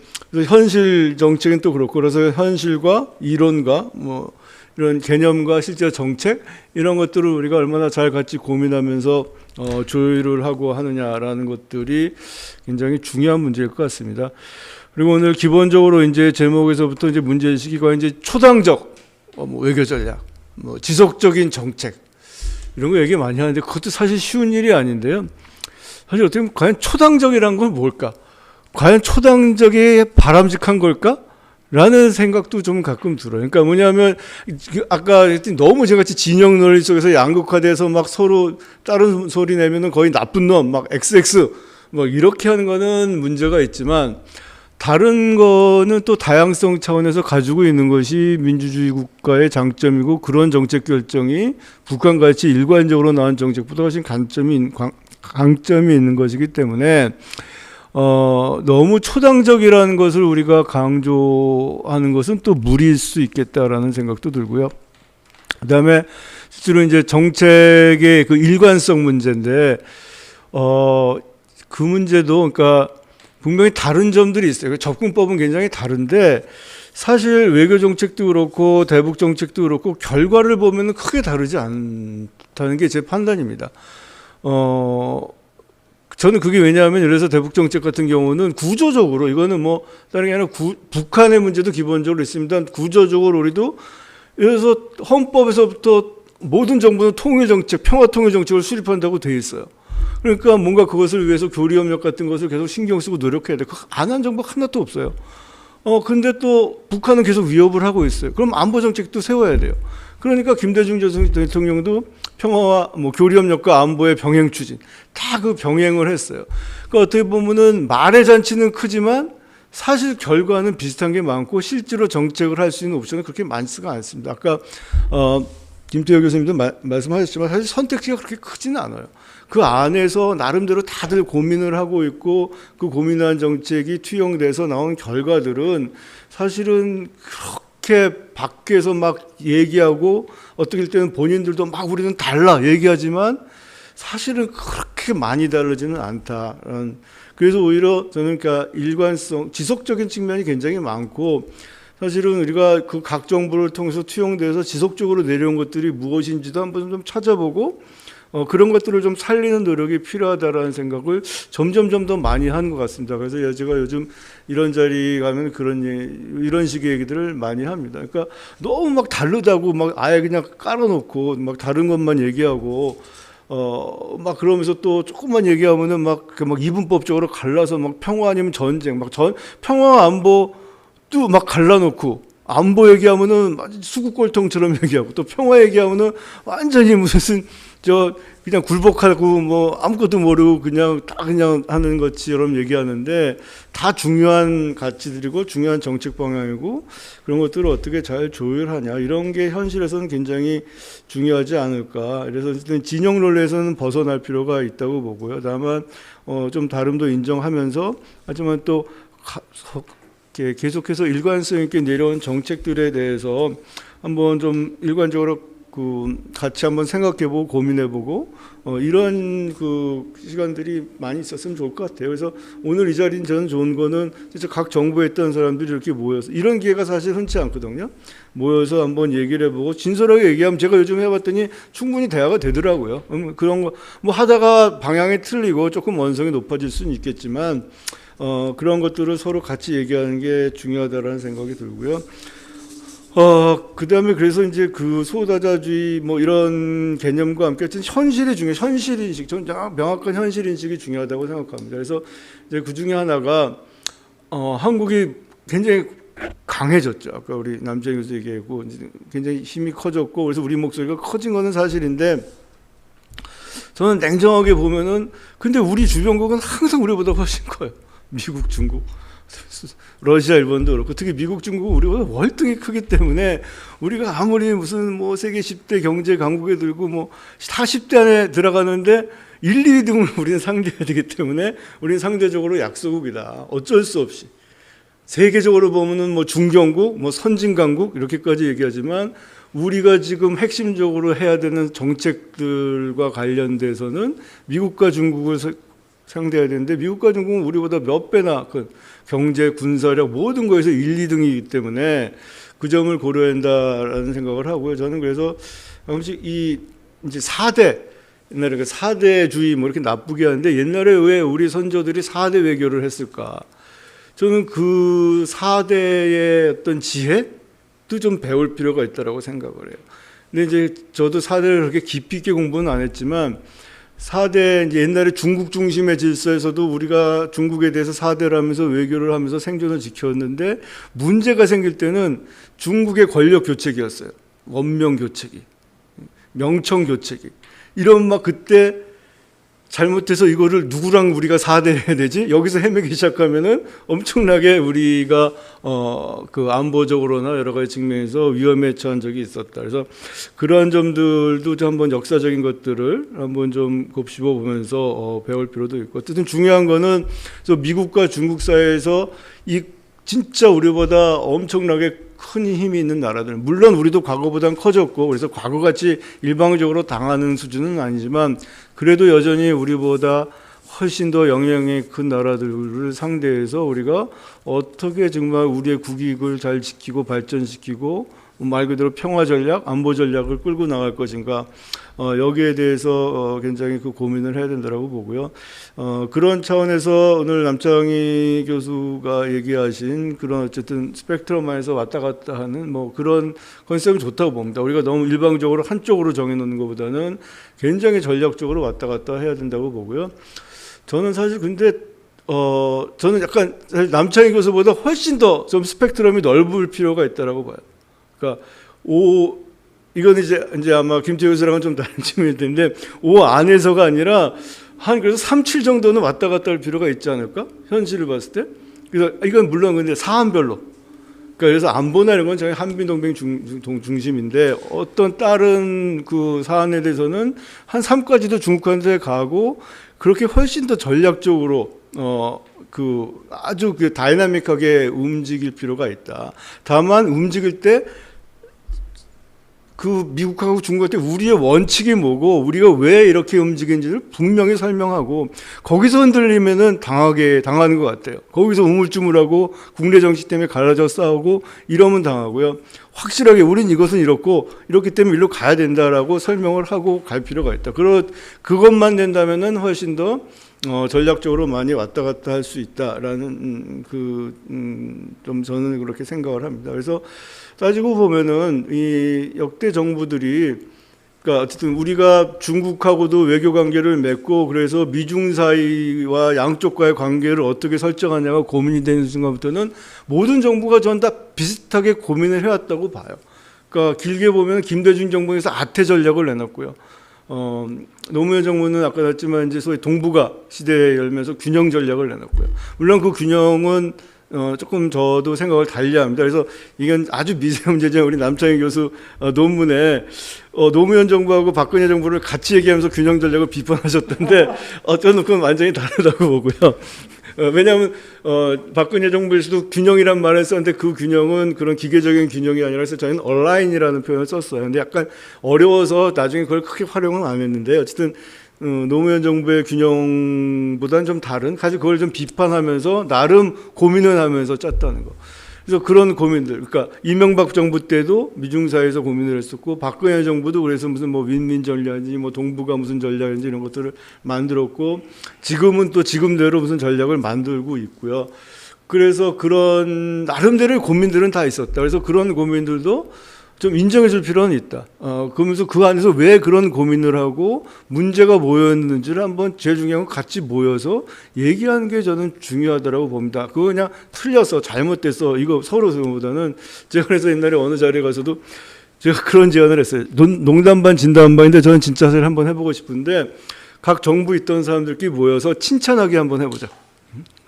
비판하지 말고 자, 당신 정부에서는 이거는 진짜 내가 봐도 잘했더라서 억지로 해도 칭찬 뭐 5가지 하기 뭐 이렇게 해서 얘기를 하다 보면은 진짜 뭔가 그래도 우리가 일관성 있게 대한민국을 위한 전략이 나올 수도 있지 않을까?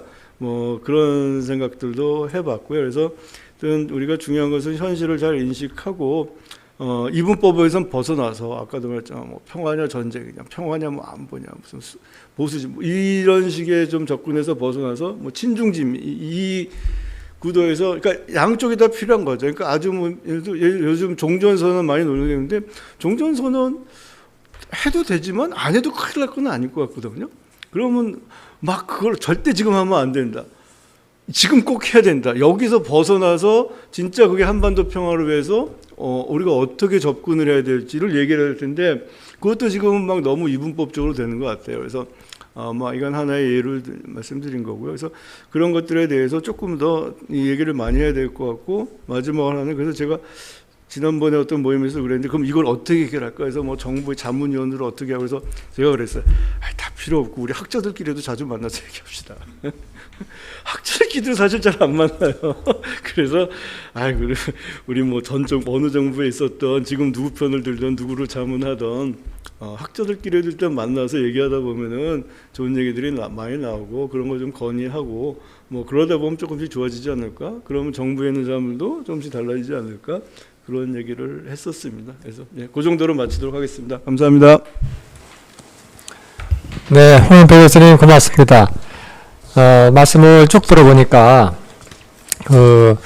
역대 정부들이 차이점들이 많은 것처럼 노출됐지만 실제 현장에서 이르다 보면 적지 않은 연계성, 그 컨티뉴티죠. 공통점도 많이 있으니까 충분히 수렴의 여지가 있다. 하지만 또 적당한 간극은 있는 것도 좋다라는 쪽으로 말씀을 정리해 주신 것 같고요. 제가 돌이켜 보면 그 북한 그 3인방이 아시안 게임 때인가요? 우리 한국 인천 아시안 게임 때 왔을 때 제가 또 인천에 학교에 있다 보니까 유심히 봤는데 우리 왼쪽에 홍영표 교수가 당시 이제 비서관이었는데 밤을 새고 나왔는지 입술이 터져 있더라고요. 아니 그때 아니에요. 그건 다른 때인가? 다른 때인가? 기억이 제가 명확하지 않아서. 그래서 아무튼 인천 아시안 게임 때도 그렇고 그다음에 그 입술 터진 그 다른 시점도 그렇고 고생 많이 한다. 그래서 안쓰럽다는 생각을 했는데 지금 말씀을 들어보니까 그 앞선 김태희 교수님 못지않게 현실 문제에 대해서 어텐티브하게 지금 쭉 팔로우하고 계신 걸 보면은 역시 학자들이 현실 정책 파트에 들어갔다가 이제 오게 되면 나름 본인의 어떤 경험을 잘 살려서 교육하는데도 좋을 뿐만 아니라 이런 담론 형성에 큰 기여할 수 있겠다 생각을 해봤습니다. 그런 의미에서 오늘 이 자리가 쉽지 않은 자리인데 이렇게 귀한 시간을 내주셔가지고 더 유익한 것 같습니다. 자, 세 번째로 우리 이성훈 국방대 전 교수님 부탁드립니다. 네, 안녕하십니까. 이성훈입니다. 먼저 초대해 주셔서 감사드립니다. 예. 저는 우리 세 분 교수님들께서 다 정부에 몸담고 계셨지만은 저도 잠깐 몸담으면서 느낀 부분이 특히 안보 정책에 관련된 부분은 우리가 안 된다 그러면은 정말 안 되더라고요. 근데 또 된다 그러면은 또 되는 부분들이 또 많더라고요. 물론 비핵화가 지금 교착 국면에 들어가 있지만은 어쨌든 부정적인 마인드보다는 긍정적인 마인드로 우리가 이렇게 그런 마인드를 모아서 집중하면은 조금 더 좋은 결과가 나오지 않을까 그런 생각을 합니다. 지금 우리 한국 안보가 많이 좀 어렵습니다. 특히 최근에 독도 문제라든지 또 어제 저기 보니까 우리 중국 러시아 군용기들이 9대가 또 우리 카디지 진입을 또 했더라고요, 보니까. 예. 이런 국면에서 우리가 어떻게 좀 대처를 해야 될 것인가. 특히 저는 이러한 국면들이 각각의 인디비주얼하게 이렇게 나타나는 그런 상황보다는 특히 카디지 진입 같은 경우에는 미중 경쟁 하에서 나오는 어떠한 부작용이 너무 심한 것 같다. 한 가지 예를 든다면은 그 2013년도부터 카디제 진입 횟수를 제가 카운팅을 해보니까요. 그렇게까지 많이 없었습니다. 그런데 이제 미중 경쟁이 본격화되는 2016년도 이후부터 이 기하급수적으로 늘어나게 되죠. 2016년도가 약 60회, 17년도가 70회, 2018년도가 무려 140회입니다. 근데 이제 19년도, 20년도 이후는 숫자가 조금 감소되는 추세가 있는데, 그러한 문제들, 특히 이 미중 경쟁하에서 오는 이런 부작용들이 우리한테 직접적으로 지금 와닿는 그런 단계에 와 있다는 것을 말씀드리고 싶고요.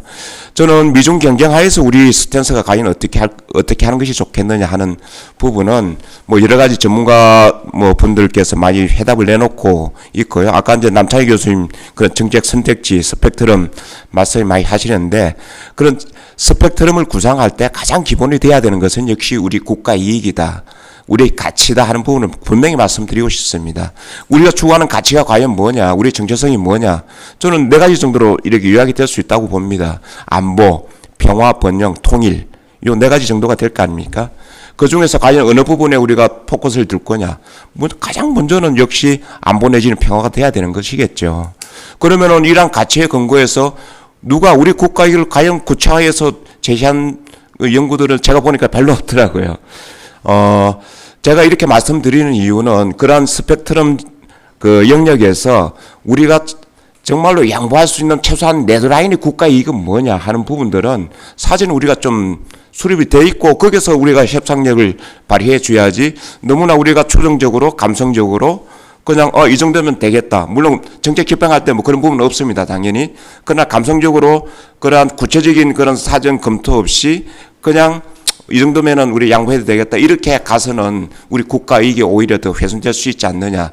따라서 그러한 부분들에 대해서는 특히 우리 우리 학자, 그 다음에 연구소에 계신 분들이 보다 더 국가 이익을 핵심적, 그 다음에 중요한 국가 이익, 그 다음에 부수적인 국가 이익, 이렇게 구분해가지고 최대한 우리가 양보할 수 있는, 그리고 침해할 수 없는 그런 국가 이익을 좀 명확하게 분류를 좀 해주는 것이 우리 정부를 위해서도 좋은 방안이라 생각합니다. 저는 여기서 이제 우리 교수님들께서 좀 언급하지 않은 부분이 있는데요. 좀 국방에 대한 부분을 좀 이야기를 좀 해보고 싶습니다. 이것은 뭐 루틴한 이야기일 수도 있겠지만은요. 역시 우리가 미래의 미중 경쟁하에서 나타날 수 있는 중요한 위협 자체는 역시 두 가지로 대별된다고 저는 봅니다. 북핵 위협과 우리 주변 잠재적 위협 두 가지인데요. 역시 우리 외교 전략도 중요하지만은 외교 전략이 제대로 기능을 발휘하기 위해서는 역시 힘이 있어야 되는 거 아니겠습니까? 그 힘을 통한 평화가 중요한데 그런 것이 바탕이 돼야 되는데요. 지금 우리가 과연 그렇게 하고 있느냐 하는 부분도 우리가 스스로 좀 지금 시기에 성찰해 볼 필요가 있다고 생각합니다. 제가 생각하는 그러한 그 각 위협별 대응 전략을 간단하게 좀 설명을 드리면요. 북한 핵 위협에 대해서는 역시 우리가 한미동맹, 한미 확장 억제력, 아까 이제 남창희 교수님께서도 언급을 한 적이 있는데요. 그런 부분도 중요하지만 역시 한미동맹의 안보 공략이 더 중요하다는 말씀을 저는 드리고 싶습니다. 우리가 전술핵무기, 독자적 핵무장도 중요하지만은요, 제가 이제 핵 전략을 연구하면서 여러 연구 결과를 보니까 그러한 핵무장도 중요하지만 그보다 비대칭 동맹하에서 가장 중요한 것은 역시 동맹의 그런 안보 공략이 더 중요하다는 그 연구 결과들이 많이 나오고 있습니다. 그래서 우리가 한미동맹을 어떻게 또 결속도를 더 다져나갈 것인가 하는 부분도 평소에 우리가 고민을 좀 해야 될 사항이다. 그리고 마지막 세 번째로는 역시 우리 독자적인 그런 북핵 대응 전략, 핵대 울림지 대응 체계, 이것은 우리가 독자적으로 또 구축해 나가야 되는 그런 과제다. 저는 이런 생각을 좀 가지고 있습니다. 두 번째는 주변 잠재적 위협. 지금 뭐 우리가 카디제 문제도 바로 이런 위협들이 아니겠습니까? 예. 그렇게 하기 위해서는 역시 우리의 그런 거부할 수 있는 전략들이 필요하다. 그것은 이제 혹자가 말하는 고슴도치, 그 다음에 뭐 독새우 전략이라 말하지만은 역시 한국형 반접근 거부 전략, 뭐 이런 부분들이 필요하다. 그러기 위해서는 여기에 합당한 그 역량들이 구축하는 그 부분들. 그래서 지금 국방부에서 추진하고 있는 경항모라든지 뭐 핵추진 잠수함은 지금 추진 안 하고 있습니다. 오인하지 마시고요. 뭐 미사일 전력들, 그런 이런 부분들을 통해서 주변국의 그러한 도발 이런 부분들을 우리가 거부할 수 있는 전략이 필요하다는 점을 말씀드리고 싶습니다. 물론 그 과정에서 우리가 좀 초점을 둬야 되는 부분은 우리가 국방비가 너무 제한되어 있기 때문에 이 모든 전력을 다 가지고 확보할 수는 없는 그런 상황이죠. 그래서 선택과 집중이 필요하다. 북한 북핵위협과 주변 잠재적 위협에 동시에 활용할 수 있는 다재다능한 전력들 위주로 우리가 확보해 나가는 것이 필요하겠다. 그런 생각을 가지고 있습니다. 마지막으로 이 부분에 대해서 제가 첨언을 한다면은요. 이러한 전략들을 구상함에 있어서 우리가 가진 중견국의 그러한 안보 전략들을 우리가 분명히 좀 적용을 해야 되겠다. 중견국의 안보 전략이라 한다면 역시 그 동맹 전략, 그 다음에 자력 구제, 그런 거 흔히 말하는 자주국방, 그 다음에 다변화 전략. 이 세 가지 전략을 좀 이렇게 절충을 할 필요가 있지 않겠느냐. 저는 이렇게 봤을 때 혹자는 이렇게 말을 해요. 동맹하고 자주국방이 상호 배척되는 의미가 아닌가? 그렇지는 않죠. 그것이 다 상호 배타적인 것이 아니라 상호 보완적인 그러한 전략들이겠죠. 따라서 이러한 세 가지 전략들을 이렇게 좀 절충점을 찾아서 같이 병행해서 추진해 나가려는 노력들. 우리가 안보 기제가 많으면 많을수록요. 그러한 동맹에 의존하는 그런 부분도 줄어들 것이고 그럼으로써 또 건강한 동맹으로 또 발전될 수 있다고 저는 생각합니다. 마지막으로 제가 한 가지 또 드리고 싶은 말씀은 이건 하나의 아이디어인데요. 아까 우리 남창희 교수님께서 소다자주의 말씀을 하셨잖아요. 그 측면에서 제가 지금 카디저 문제하고 좀 연계되어서 이 소다자주의를 어떻게 좀 협력을 발전시켜 나갈 것인가. 저는 이제 정부에서 일할 때도 그런 생각을 좀 가지고 있었습니다. 지금 동북아 지역에 그 아디즈 질서 있지 않습니까? 그 방공식별구역 질서가 확립이 되지 않기 때문에 카디즈는 물론이고 지금 대만 방공식별구역에도 중국이 엄청나게 왔다 갔다 하는 거거든요. 저는 이런 아디즈 문제가 오히려 트리거 벽대가 돼가지고 불씨가 될 수 있다고 생각합니다. 그래서 더 큰 위협으로 확대되기 전에 이것을 미연에 좀 방기할 수 있는 완충 규제가 필요하다. 그 한 가지 예로서요. 저는 제도적인 측면이 지금 좀 필요하다고 생각하는데요. 지금 한일, 그 다음에 한중, 한러 간에는 이 규범화가 되어 있습니다. 그리고 중일 간에도 그 공해 연락 메커니즘이라는 그 제도화가 되어 있거든요. 그 양자 간에는 되어 있는데요. 이것이 삼자 간으로 발전시켜 준다 그러면은 물론 뭐 다 그러한 부분을 해소는 못 되겠지만은 어느 정도의 우발적인 충돌 방지라든지 이러한 전통적인 안보 영역에서도 좀 소다자주의로 이렇게 발전시켜 나간다면은 뭐 현실적으로 지금 제한점이 많겠지만은 그런 부분도 어느 정도의 그런 그 안보 갈등 요소를 조금 희석시키는 그런 요소가 되지 않을까.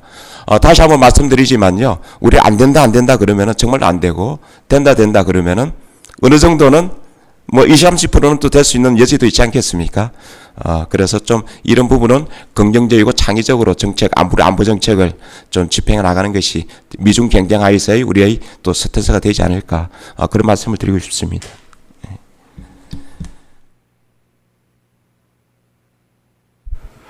네, 이성훈 교수님 고맙습니다. 제가 작년에 그 가을 학기에 원래는 일본 니와타 대학에 가려고 그러다가 어렌지가 다 됐는데 코로나 때문에 못 가고 대신 더 좋은 데를 갔습니다. 논산에 아주 조용한 데서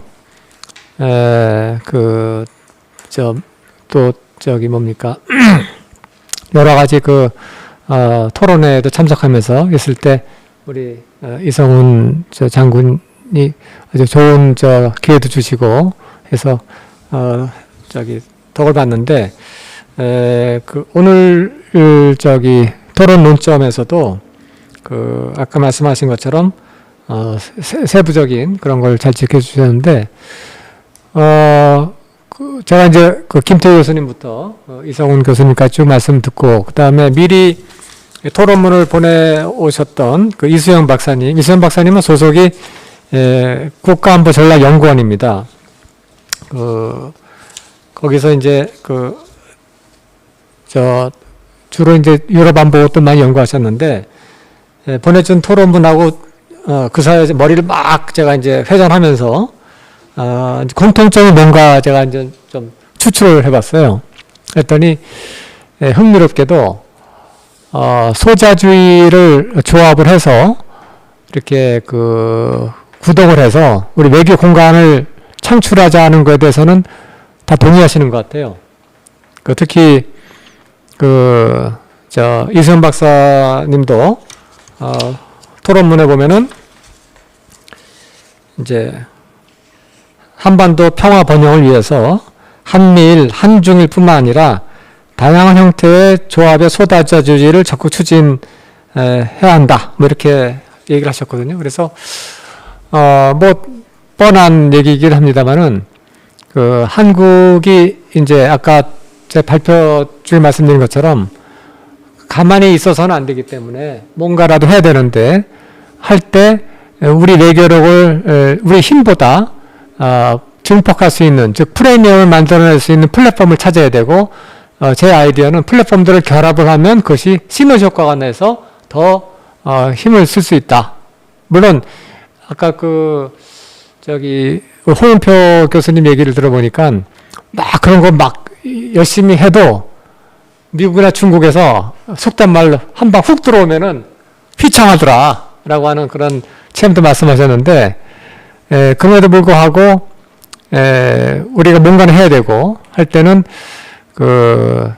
다자 플랫폼에 가면 우리가 원 오브 매니가 돼가지고 좀 힘이 빠져버리고, 하지만 소자주의를 우리가 이제 한미동맹이 우리가 근본적인 자산이니까 그거를 이제 뭐랄까 구동하면서 연결시키면 그나마 어느 정도 우리 국익을 투사하는, 또 반영시키는 툴이 되지 않을까 생각을 했는데, 오늘 이렇게 한 분은 이제 밖에서 온라인으로 지금 아직 토론문을 보내오시진 않았는데, 코멘트를 아직 추가는 안 하셨는데, 네 분을 모시고 말씀을 들어보니까,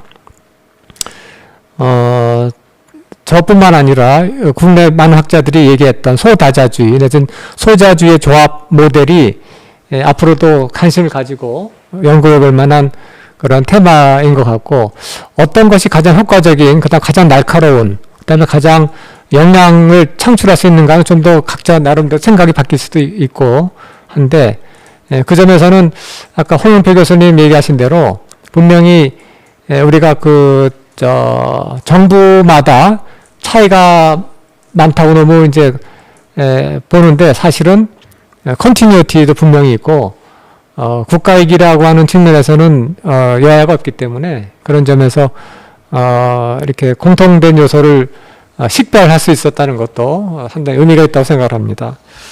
그런데 지금 시간이 거의 다 됐지만은 우리가 이제 이 자리를 빌어서 조금 약간 다소 논쟁적인 테마도 건드려주면 좋겠다 싶었는데, 이수영 박사님이 아주 좋은 토론을 보내주셨어요. 근데 제가 이제 지금 보시면 자료에도 있지만은 토론문 맨 뒤에 보시면은 제가 이제 역으로 질문한 내용이 있습니다.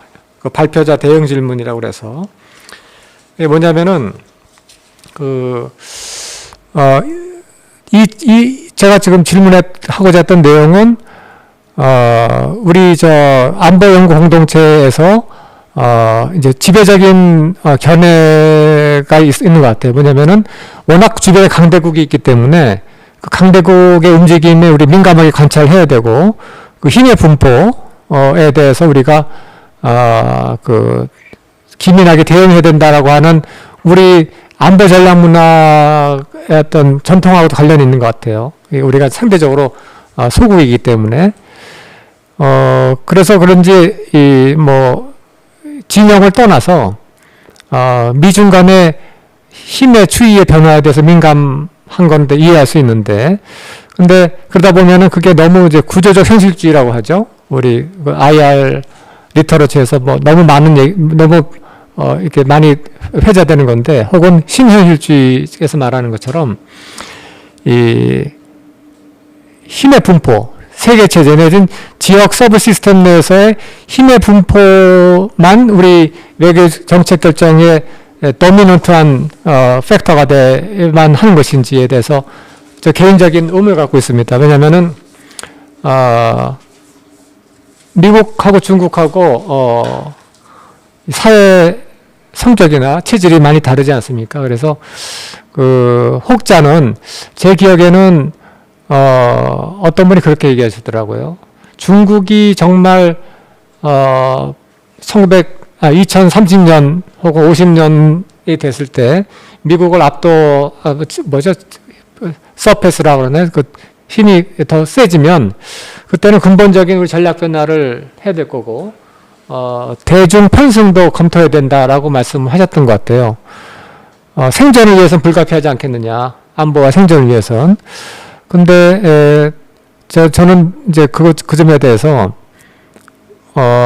중국이 아까 김태희 교수님 말씀처럼 거꾸로 자꾸 이제 과거를 회귀하고 있었습니까? 뭐 개방적인 것보다는 폐쇄적이고, 그다음에 시스템도 심하게 말하면 전체주의적인 성격이 좀 많이 나타나고, 그래서 어떤 세컨드 이미지라고 하지 않습니까? 그러니까 외교정책 결정 요인에서 그런 것들은 우리가 무시해도 되는 것인지, 그러니까 다시 말씀드리면은 우리가 이제 미국하고 관계를 중요시하고 하는 것이 단순히 미국이 세서만 한 것이 아니라 미국하고 우리가 아까 세 분이 공통적으로 말씀하셨는데 공통의 가치가 있지 않습니까? 그런 것들을 공유하는 것들이 있고 그렇게 본다면은 그런 것도 우리의 포지셔닝이나 스탠스를 잡는 데 있어서 분명히 고려해야 될 요소가 아닐까라고 생각을 하는데 이 점에 대해서 세 분은 어떻게 생각하는지 간단하게 좀 돌아가면서 여쭤보고 싶습니다. 그 순서를 다시 아까 먼저 오디언스에서의 질문은 없으신 거죠? 오늘 없는 것 같아요. 네, 그러면은 죄송한데 제가 잠깐 그냥 간단히 제 입장 얘기하고 좀 먼저 빠지겠습니다. 제가 지금 6시에 끝나는 6시에 끝나요. 알겠습니다. 그럼 간단하게 말씀드릴게요. 그러니까 당연히 우리가 추구해온 가치는 지켜야 되죠. 대한민국의 국익이 제일 중요한 것이고요. 대한민국이 지녀야 될 그런 가치, 자유민주주의에 대한 존중, 이거를 뭐 다른 어떤 걸 위해서 버릴 수는 없고, 그거를 버리면 다 모든 게 망가지는 거지. 그걸 위해서 가장 중요한 원칙인데 다른 어떤 부수적인 것들을 위해서 그 중요한 원칙을 타협할 수는 없다고 봅니다. 그리고 어쨌든 그런 의미에서 사실은 다자주의 그러니까 저희 같이 여전히 어떤 초강대국이 아닌 나라들은 다자주의를 통해서 많이 그 힘의 어떤 부족한 부분을 메울 수가 있죠. 그래서 우리가 이제 국제정치에서도 다자주의, 중경국 어쩌고 이렇게 이제 여러 가지를 하고 그런 의미에서 소자주의가 나오는데, 근데 결국은 그 근본은 양자가 잘 돼야지 결국 다자밖에 이게 출발이 양자기 때문에 예를 들어서 한중일 정상회의에 있어서 사무국까지 만들었는데 지금 몇 년째 못 하고 있지 않습니까? 이게 한중 관계 안 좋고 한일 관계 안 좋고 그러면 만날 수가 없는 거예요. 그러니까 며칠 전에 한밀 차관회의도 또 이게 제대로 안 되고, 그래서 어쨌든 다자주의를 우리가 추구할 수밖에 없는 현실이지만 최대한 우리의 국익과 우리의 가치를 중시하면서 양자주의에 대한 그 기초를 다지는 게 중요하지 않을까 이렇게 생각을 합니다. 네, 감사합니다. 네, 그러면 두 분 말씀 듣기 전에 방금 그 이수영 박사님이 온라인으로 토론에 들어오셨습니다. 그래서 그걸 좀 읽어드리겠습니다. 제가 질문했던 내용은 많이 가정에서 중국 패권이 가시화됐을 때 우리가 중국에 편승하거나 혹은 편승 가까운 행태를 취했을 때 우리 민주체제도 좀 흔들리신 위험이 있지 않겠느냐라고 하는 제가 포인트를 얘기했더니 이수영 교수님은 설사 동아시아 지역에 대한 중국의 영향력이 확장이 일어난다 하더라도 이것이 한국의 체제 변화를 야기할 것은 과도한 기회라고 생각을 합니다. 누가 뭐래도 한국은 해방과 정부 수립 이후 미국의 도움과 영향력으로 부단히 미국화가 진행되어 왔고, 오늘날 한국 사회는 어떤 정권이 집권하더라도 자유민주주의 체제는 변화될 수가 없는 확고부동한 구조라고 얘기하셨고, 따라서 미중 경쟁 구도 하에서 과도하게 어떤 그 체제 성격 구분에 너무 민감하다 보면은 오히려 우리의 정책적 선택지를 좁히고 전략의 효율성을 저해하는 부담 요인이 될 수도 있다라고 답변하셨습니다. 상당히 흥미로운 그다음에 중요한 포인트라고 생각합니다. 자, 그럼 이어서 어느 분이 먼저? 예, 이성훈 장군. 예. 저는 사실 아까 뭐 이 부분에 대해서는 제가 일단 원칙과 우리 국익에 그 빗대어서 제가 뭐 대답을 한 것 같은데요. 첨언을 하자면은 역시 우리가 추구하는 가치, 우리 대한민국이 추구하는 가치는 민주주의, 시장경제, 보편성, 투명성, 공개성 이런 거 아니겠습니까? 그죠? 근데 뭐 중국이 힘이 크다고 해서 우리가 이런 가치를 다 포기할 수는 없는 거죠. 그죠? 그건 저는 아주 명확하다고 생각합니다. 그리고 그래서 우리 한미동맹이 추구하는 그런 가치들도 지금 현재는 군사동맹 위주로 포커스가 되어 있지만은 미래에는 역시 전략적 가치동맹으로 우리가 미래지향적인 한미동맹을 발전하려고 지금 하고 있지 않습니까? 그래서 군사뿐만 아니라 우주, 사이버, 뭐 그 보건, 기후 재난 뭐 이런 것까지 이런 가치를 공유하는 보편을 공유하는 그러한 동맹으로 가기 때문에 저는 교수님께서 이렇게 물어보시는 그런 질문들이 오히려 좀 과대 해석되지 않았는가? 막 그런 좀 생각이 좀 들기는 듭니다. 저는 그렇다고 해서 그렇게 해서 그렇게까지 큰 변화될 여지는 있겠는가 하는 그런 생각을 가지고 있습니다. 예. 네, 고맙습니다. 좋은 말씀해 주셨고요. 끝으로 김대희 교수님. 많이 배웠고요. 결국 앞으로 한 30년 동안 중국이 분발을 하겠지만 양적 성장 플러스 질적 성장 이렇게 해서 미국을 포함한 전 세계를 압도하는 국가가 되리라는 가능성은 저는 크지 않다고 봅니다. 그러면 힘의 분포로만 봐서 외교 안보를 선택하는 현실주의나 나와 이념과 가치의 수렴도를 봐서 파트너를 정하는 신자유주의나 뭐 둘 다 결론은 한미동맹을 중시하면서 외교를 해야 된다는 거죠. 앞으로 수십 년 동안.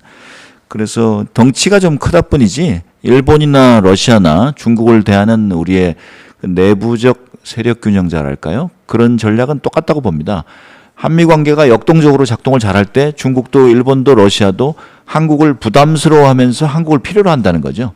그래서 저는 하나 이렇게 막대 그래프 선을 그려놓고 미국과 중국만을 놓고 좌표에서 좌우 이렇게 따지는 게 아니라 입체적으로 한미동맹이 건강하고 역동적일 때 그리고 글로벌 이슈에 대해서 창의적인 역할을 많이 할 때 중국도 자꾸 한국의 목소리를 듣게 되고 일본도 러시아도 마찬가지다. 그래서 한일 동맹은 없지만 한미일 간의 긴밀한 안보 협력은 가능하다. 이런 입장이고요. 여기에 대해서 중국과 불편하다.